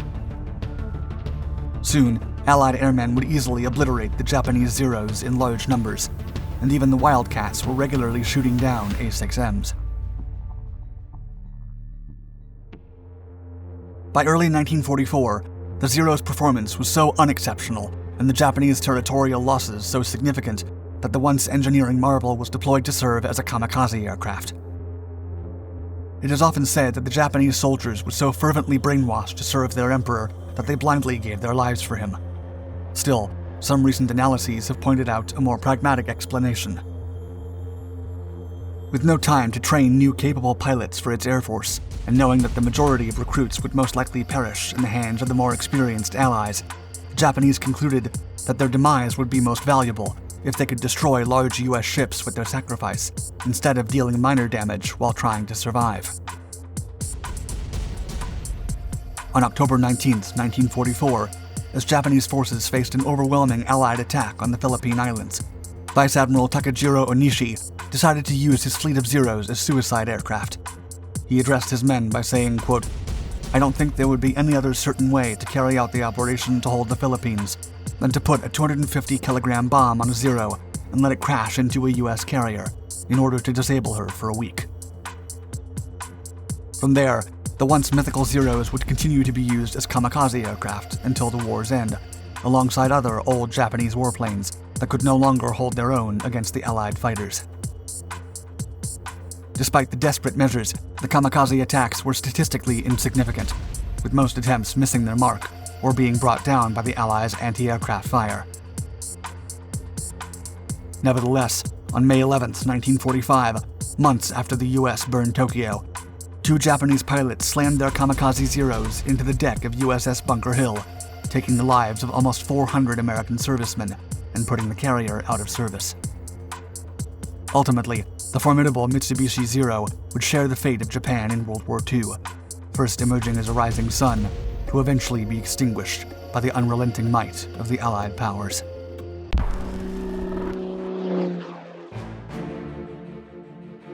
The fastest aircraft of its time was almost entirely made of wood.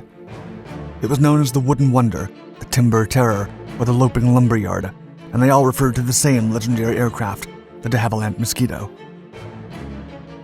The Mosquito entered World War II relatively late and immediately broke speed records. It also featured more advanced technology and better aerodynamics than its predecessors. None was more surprised than the Royal Air Force, which initially ridiculed the idea to build a life-size model aircraft for an actual war. In an era in which aircraft were heavy in armor and weight, it seemed preposterous to build a bomber with no guns. However, the Mosquito would rely on its speed. The aircraft flew around Europe, executing many different missions, which no other aircraft equaled in diversity and precision. It was also one of the first successful multi-role combat aircraft, and dozens of versions were eventually built, from the bomber and the fighter to the reconnaissance aircraft. As Mosquito pilot Max Sparks would say, quote, "It is wrong to say it's a legend, because legend suggests it wasn't real, and the Mosquito was certainly reality."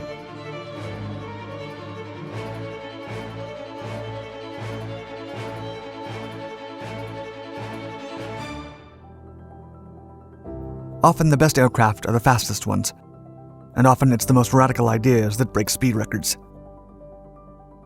Through the 1930s, Geoffrey de Havilland and his son were committed to building the fastest aircraft possible. Their company had thrived for 2 decades in the civilian market, and they were not interested in dealing with the government. They wanted to build aircraft to get the job done, not necessarily to meet bureaucratic requirements. De Havilland's champion was Air Marshal Sir Wilfrid Freeman. The only one who trusted the family's vision, Freeman pushed the Mosquito within the Royal Air Force, so much so that the project was dubbed Freeman's Folly. Resistance to the project was strong in the early phases. The Crown's production manager, Lord Beaverbrook, tried to get the enterprise shut down 3 times, but the order was never put into writing, and the manufacturers simply ignored it. The developers knew the Mosquito would be the answer to the needs of the Bomber Command. Lightweight wooden aircraft were a neat solution to increase speed in a time when fighters faced speed limitations, regardless of horsepower. However, though faster than any of its contemporaries, an unarmed wooden bomber would prove a challenge to persuade the British Air Ministry. It was evident that the enemy would respond by fabricating even faster fighters, and the Allies were up against technologically advanced opponents, the Germans, especially with their Me-262 jet. The strongest bet was on conventional, huge, and heavily armed bombers, and radical designs of innovative lightweight aircraft were dismissed. But de Havilland was true to his vision and focused on developing a cheap, easy-to-build aircraft. The aircraft would have no guns or armor plating, relying entirely on its 400-mile-per-hour speed, faster than anything else at the time. Also, 2 Rolls-Royce Merlin engines would power it, and it could carry up to 4,000 pounds of explosives. De Havilland was able to continue the project, given that wood was not a strategic material and was plentiful during the war effort. What's more, timber had similar structural properties as aluminum and steel, and there was a nation of woodworkers ready to join the cause. From furniture factories and cabinet makers to luxury auto coach builders and piano makers, craftsmen were smoothly turned into subcontractors. Moreover, wood is a millinery material that craftspeople knew well and was easy to work with. When covered with a layer of doped fabric, it created a sleek surface that reduced drag and had no rivets or seams. Additionally, battle damage could be easily repaired in the field. The material was also a composite, with the same strength and lightweight qualities as carbon and graphite fiber materials. Just as modern composites, it consisted of tiny fibers carried in cellulose or polymer, creating a solid mixture. The airframe would be assembled with regular casing glue, just like scale models. But a unique mixture was used to avoid plagues in the wood in warm weather, such as that of Southeast Asia. The combination of urea glue and formaldehyde formed a waterproof bond stronger than the wood itself. Internally, the aircraft was coated with traditional marine varnishes.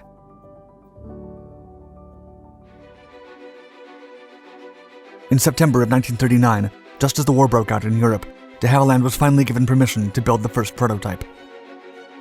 In April of 1940, U.S. General Hap Arnold sent Mosquito blueprints to America. 5 manufacturers received the concept, and all were skeptical at best. Beechcraft was the most contemptuous, saying, quote, "This airplane has sacrificed serviceability, structural strength, ease of construction, and flying characteristics in an attempt to use construction material that is not suitable for the manufacture of efficient airplanes." But it turned out that he was incorrect. The first prototype flew in November of that same year. It proved faster than frontline fighters and would remain the fastest for 2.5 years. It impressed the Air Ministry so much that there was an order for 150 examples of the untried and untested aircraft by December. The Mosquito became operational in September of 1941. Its speed performance was exalted, and usually relied on altitude for evasive maneuvers. However, it was not an easy aircraft to fly due to its power-to-weight ratio, wing loading, and VMC of 172 miles per hour. Liftoff and VMC engine failure could prove fatal, and pilots learned to pull up at 200 yards from the end of the runway.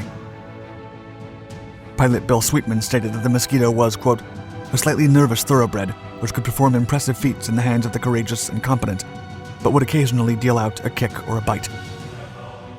Ultimately, the Royal Air Force decided that the Mosquito was too valuable to let anybody fly it, and only the most experienced pilots and those with the best airmanship were allowed. The concept eventually branched into 3 lines: the bomber, the fighter, and the photo reconnaissance aircrafts, each with numerous iterations that, by the end of the war, added up to 40 variants. During the war, there were 33 variants, and 7 were introduced afterward, when propeller aircraft were relegated to reserve or training.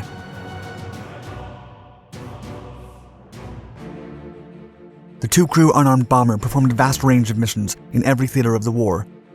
It was not only the most productive photo reconnaissance aircraft, but also a keen fighter bomber and night fighter, later fitted with an 8-gun nose battery.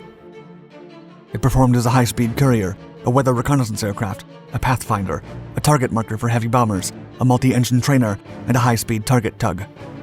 Newer versions were mounted with a mighty cannon and 8 rockets much later in the war.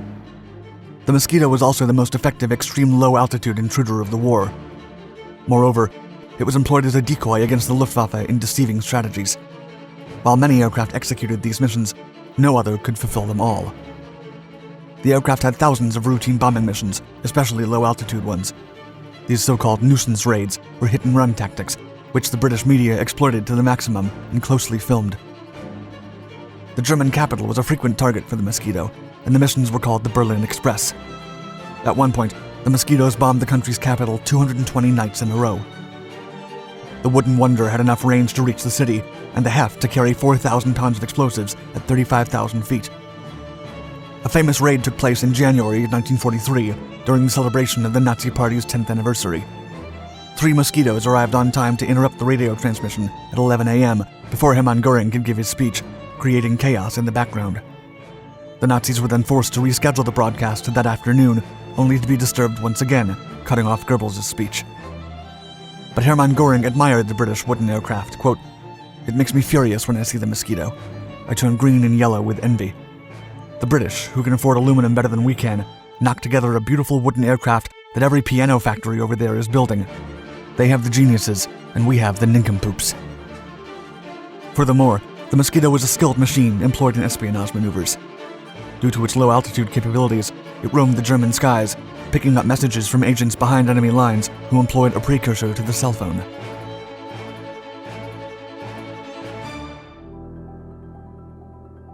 The Mosquito became a legend first and foremost for its precision raids against the Germans. By 1944, hundreds of French resistance fighters were imprisoned in Amiens in northern France. On February 19th, 200 men and women were to be executed, but the Allies would not let that happen. Operation Jericho was an ingenious plan, meticulously projected to bomb the walls surrounding the prison. The geography of the area, the architecture, and the scheduling were accurate. The bombing needed to happen right when the prisoners were in the yard and the guards had lunch. However, it was a dangerous tactic that could hurt the inmates, but when the resistance fighters heard about the plan, they were willing to risk their lives rather than remain at the mercy of the Nazis. That morning, the pilots were briefed and informed of the plan, essentially breaching the walls and letting the prisoners escape. Another squadron was to bomb the guards while they had lunch, but the weather conditions didn't let them take off. Because of the imminent execution, the brave pilots lifted off amidst the terrible weather and soon arrived at the building. Flying at merely 15 feet, the Mosquitoes hit and broke the walls, freeing 255 fighters and neutralizing 50 guards. In the aftermath of the war, the Germans realized that the Royal Air Force could bomb any site they wanted across occupied Europe. Everyone loved the Mossy, and as pilot Aubrey Hillard put it, quote, "It was a love affair. I thought when I finished flying, that was it. I never flew another aircraft again after the Mosquito. Never."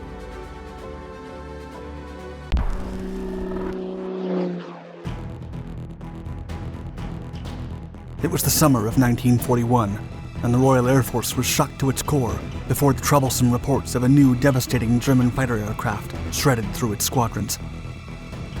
At first, the Allies believed that the reports of a powerful so-called radial engine fighter wreaking havoc amid RAF defenses were nothing more than the French Curtiss P-36 Mohawks that had been captured by the Germans.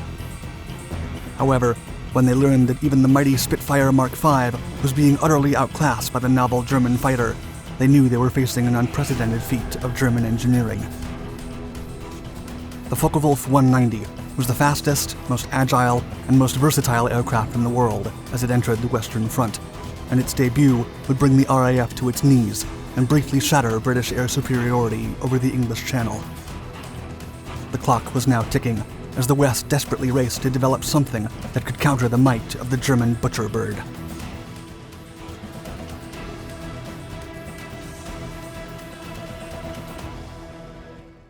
As Germany swiftly rearmed in the years preceding World War II, it fervently prioritized the development of a new generation of warplanes capable of transforming the Luftwaffe into a world power in aviation warfare. In 1934, the German Ministry of Aviation issued a contest among German aircraft manufacturers to produce a modern and swift fighter. Kurt Tunck, the lead designer for Focke-Wulf, submitted the parasol-winged FW-159 and was thus faced against the Arado AR-80, the Henkel HE-112, and the Messerschmitt Bf-109. Alas, the FW-159 was brutally outclassed and was soon eliminated from the competition, along with the AR-80. The design just could not compare to the fast and robust Bf-109, which won the match. Not willing to abandon the chance to shape the future of the Luftwaffe and the German state, Tunck went back to the drawing board and imagined a new kind of fighter, one that would complement the Bf-109 and provide not only speed, but safety and reliability for the German pilots. What would come to be known as the epitome of Axis fighter design would stem from a drastic change in direction, as such aircraft had been wholly focused on raw speed and power. Tunck acknowledged that the Messerschmitt Bf-109 and the British Spitfire were the two fastest fighters in the world, but with armaments only added as an afterthought. He also likened them to racehorses, and would later explain, quote, "During World War I, I served in the cavalry and in the infantry. I had seen the harsh conditions under which military equipment had to work in wartime. I felt sure that a quite different breed of fighter would also have a place in any future conflict, one that could operate from ill-prepared frontline airfields, one that could be flown and maintained by men who had received only short training, and one that could absorb a reasonable amount of battle damage and still get back." This was the background thinking behind the Focke-Wulf 190. It was not to be a racehorse, but a Dienstpferd, a cavalry horse. Tunck's first ambitious decision was to mount a radial engine on a land-based fighter. At that time, European engineers believed that the large frontal area of a radial engine aircraft would cause too much drag on a small fighter, leading to performance issues. But Tunck was confident he could work around it, having witnessed the successful use of radial engines by the US Navy, and felt that a properly streamlined installation would take care of the drag while benefiting from the reliability and raw power of a radial engine. Initially, the BMW 139 was selected for the FW-190, as the new aircraft was named. Still, it was found to be troublesome and unstable, and it was replaced by the BMW 801 14-cylinder radial engine. This new addition was set to work along an innovative BMW-designed cooling, configured as an annular ring-shaped oil cooler core built into the forward cowl, just behind the fan. The system allowed airflow past the gap between the cowl and outer lip of the metal ring, producing a vacuum effect that pulled air from the front of the engine across the oil cooler core. Also, the cooling airflow rate over the center could be controlled by moving the metal ring to open or close the gap. This innovative feature drastically reduced any extra aerodynamic drag of the oil radiator and was able to warm the air before it flowed to the radiator during engine start. Furthermore, by placing the radiator behind the fan, cooling was provided even while the aircraft was parked. All in all, it was one of the most groundbreaking cooling systems at the time, and allowed the engine to truly shine.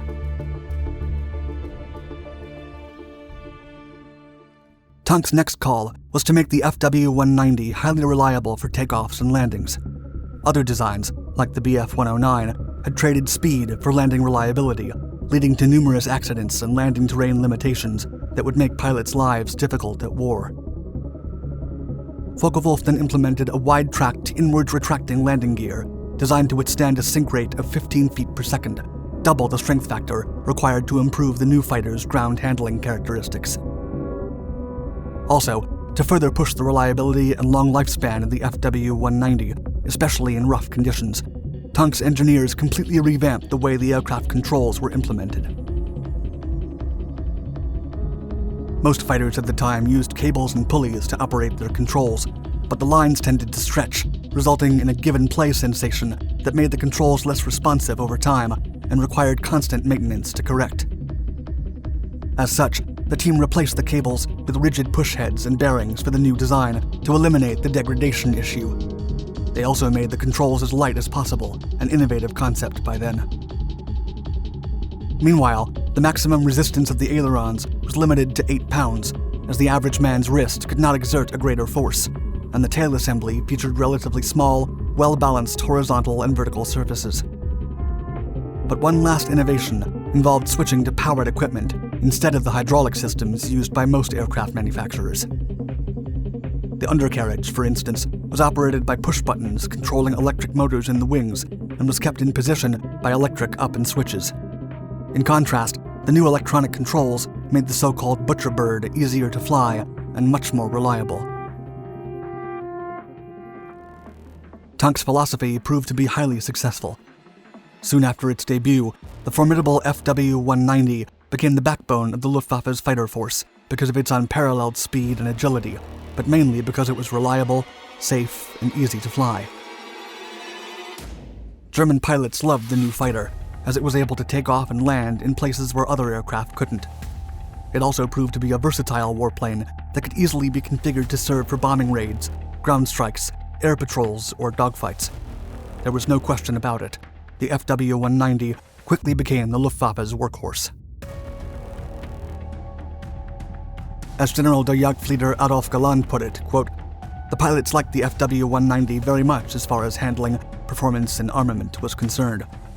Compared with the Bf-109 series at the time, the FW-190 was superior, but this did not hold true at altitudes above 25,000 feet. Especially against bombers, the FW-190 was by far superior because of its heavy armament, its lower vulnerability, and its better protection for the pilot. All these features were favorable for bomber and Schlachtflieger operations." Due to its impressive performance and reliability, the FW-190 was used by the Third Reich in every single major operation conducted by the Wehrmacht after 1942. During its first months of service, the Butcher Bird outclassed anything the Allies could throw at it. Even after they started to catch up to its speed and agility, its reliable nature and ease of flight continued to make it one of the most influential and popular German fighters. When Allied powers first learned about the FW-190, they had no idea how it worked, or how it managed to outperform their own fighters. Consequently, capturing one had become a priority by early 1942. At one point, a scheme was planned to conduct a commando raid on a Luftwaffe airfield and steal an FW-190 for evaluation. However, as luck would have it, the British were able to acquire an intact FW-190A3 in late June of 1942, when German pilot Oberleutnant Armin Faber landed on a British airfield by mistake, handing a perfectly intact sample of the legendary aircraft to the British. Allied engineers were instantly fascinated and considered it an engineering masterpiece. As a result of this research, the Spitfire Mark IX's development was accelerated, while adding the new two-stage supercharged Merlin 61 engine. The Royal Air Force also learned a lot about the Butcher Bird to use in its own designs.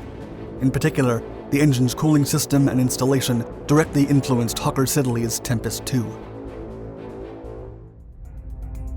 The FW-190's first major mass operation took place on August 19, 1942, during Operation Jubilee, an Allied raid on Dieppe. Two German fighter squadrons had recently acquired a small number of high-altitude Bf-109 G1 models and FW-190 fighters, facing the RAF's more than 300 fighter aircraft, including Spitfire VB models, 6 squadrons of Spitfire Mark IXBs, and also some of the new Hawker Typhoons. Several Hawker Hurricanes and RAF Allison engine Mustang squadrons also performed fighter bomber and reconnaissance sorties during the operation. During the massive attack, the two units using the novel German fighter lost a total of 25 such models. In return, the Butcher Birds claimed 61 of the 106 Allied aircraft lost that day, showcasing their lethality and versatility. Right around that time, several FW-190 were configured to serve as fighter bombers, operating with significant success in missions to destroy shipping and port targets around the southeastern coasts of England.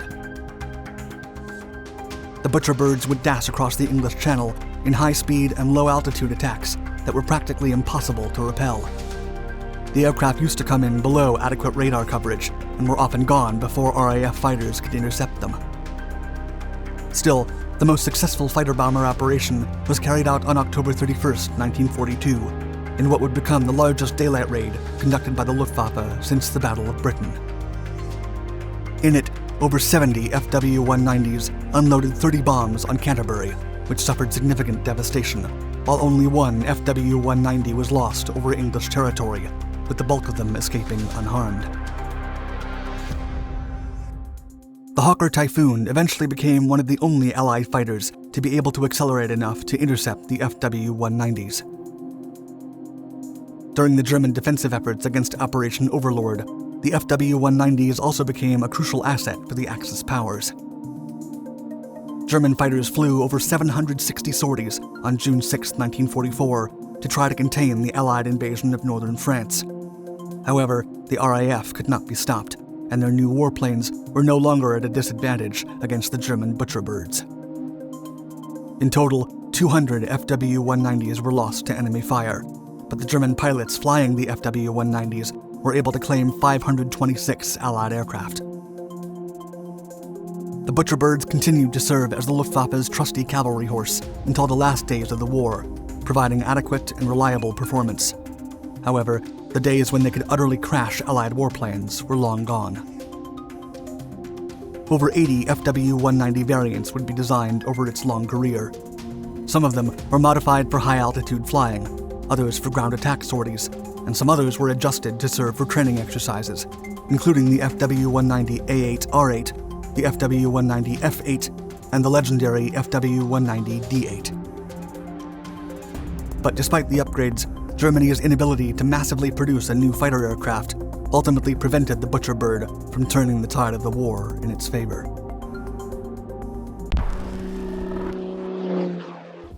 The massive American formation of more than 1,000 bombers, plus over 500 escort fighters, seemed endless. The sky was filled with them. The Americans were confident. Allied air supremacy reigned over all of Germany, but rumors of a new Luftwaffe aircraft so fast it could barely be seen had been spreading alarmingly. But few believed them, until suddenly bomber after bomber was shot down with accurate cannon fire that tore them to pieces. As the P-51 scrambled to search for the intruders, dozens of twin-jet engines roaring with power joined the cacophony of war. Over 30 Messerschmitt 262 jet fighters streaked through the skies and unleashed a barrage of 30mm cannon fire against the bomber formation. Their swept-wing design gave them never-before-seen maneuverability, making them difficult to track for the hundreds of P-51s. Quick and accurate bursts were more than enough to wreak havoc in the formation. As the Allied aircraft swarmed the small pack of the world's first jet-powered fighters, the Me-262s swiftly disappeared on the horizon, victorious at the cost of minimal casualties.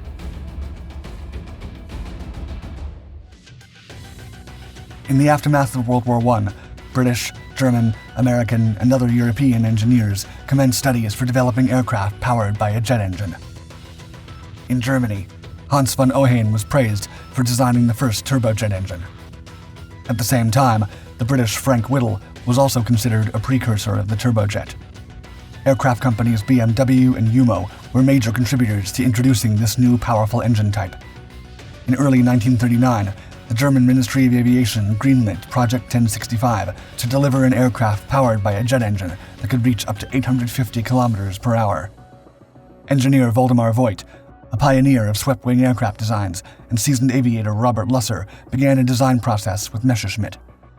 In June 1939, Messerschmitt and Hinkel submitted their designs. Hinkel's HE-280 prototype was discarded in favor of Project 1065, but still awarded some funding to both designs. Prior to the German invasion of Poland in September 1939, Hinkel launched the HE-1878 to the skies, which became the first jet-powered aircraft in the world to take to the skies. Hinkel had another breakthrough with the HE-280 in April 1941. Still, the Ministry of Aviation gave its support to Messerschmitt to develop 3 flight test models, designated Me-262, and the name Schwalbe, or Swallow. The first design of the Me-262 also took flight in April 1941, but under the power of a Junko's Umo 210G piston engine. The head of the Luftwaffe, Hermann Göring, was unsatisfied with the amount of funding the jet engine program received and cut it, hindering the progress engineers were making. While the BMW and Umo jet engines remained to be delivered, the Me-262 team perfected the aircraft's design. Developing an aerodynamic and groundbreaking design took time.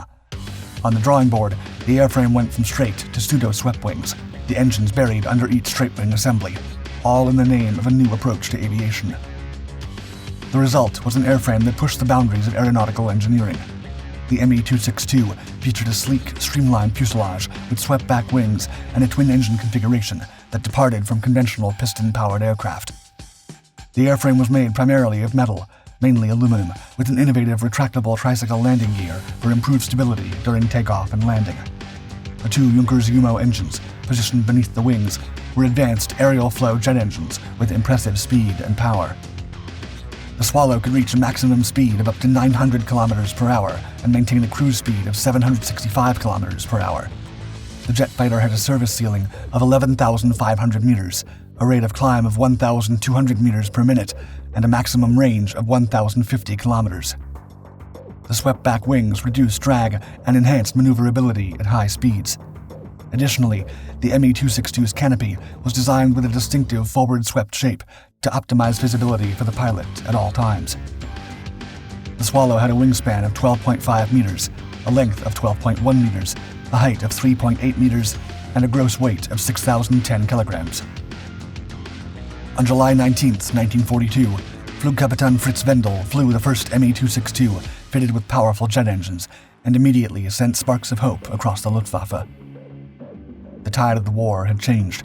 The grim horizon had now turned against Germany and the Führer, and Goering hoped the introduction of the Me-262 would shift air dominance in Europe. Renowned pilot Adolf Galland was so impressed by the incredible performance and power of the Me-262 that he pushed the Air Ministry to order immediate production. Although some tweaks were still needed, such as fixing the ejection seat and cockpit pressurization, the Luftwaffe agreed to manufacture over 60 Me-262s a month.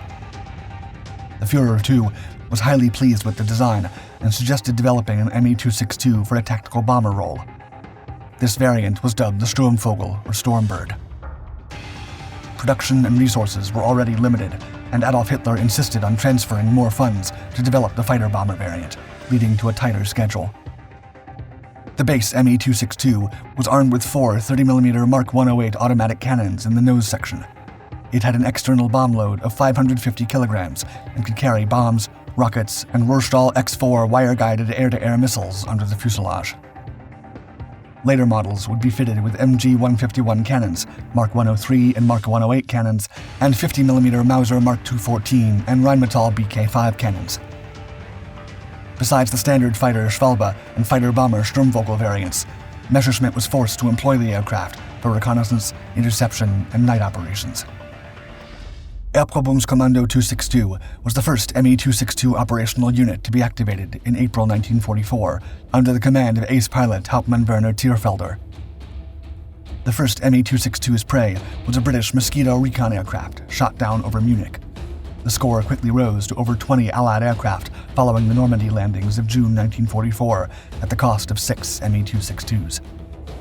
American and British pilots were baffled by the tremendous speed of the Me-262. It was unbeatable in the skies, unless heavily overwhelmed by Allied fighters, which was often the case. No Allied aircraft could catch up or outmaneuver the German fighter. Me-262 fighters would resort to diving attacks at high speeds to avoid being tracked down by other fighters. US and RAF bomber formations and their escorts were left at the mercy of the Swallow. There was no counter to the highly maneuverable Me-262, but the Allied command found cunning ways to destroy them.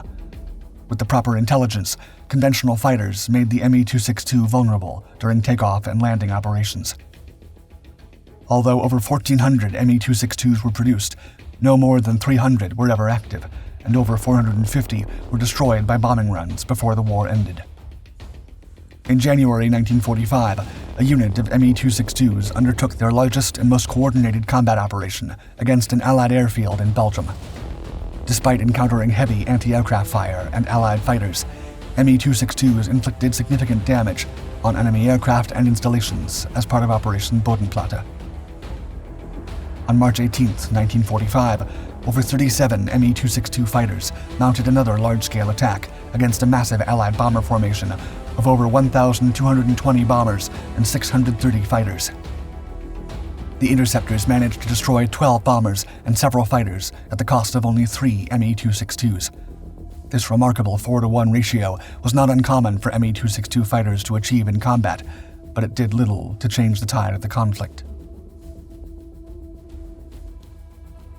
The few Me-262s in service were split between the Western and Eastern fronts and employed for different types of operations. Fuel and ammunition shortages, as well as a lack of experienced pilots that could fly it effectively, hindered the aircraft's operational capabilities. As Germany's downfall became imminent, American P-51 Mustangs began to challenge the MA-262s with their excellent armament and agility. Intense dogfights between Mustangs and isolated MA-262s became common during the last days of the war. Despite its excellent performance, the MA-262 was developed in small quantities. It arrived too late to change the outcome of Allied air supremacy over Europe. During the post-war, Luftwaffe ace Galland said, quote, "I'll never change an opinion I've expressed often, that with just 300 Messerschmitt MA-262 jet fighters, we could have, on any day, shot down a minimum of 200 bombers."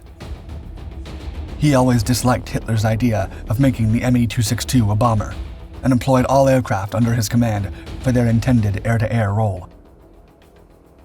When the Third Reich crumbled, the US launched Operation Lusty to capture as many ME-262 materials as possible. Other Allied nations did the same.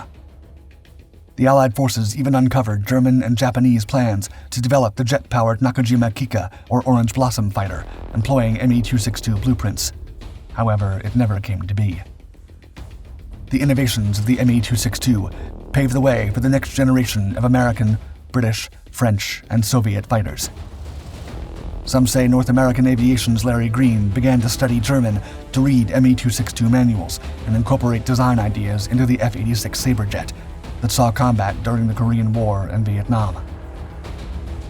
Today, the Messerschmitt ME-262 is regarded not just as the world's first operational jet-powered fighter aircraft, but as a groundbreaking contributor to many of the technologies still employed today in aircraft.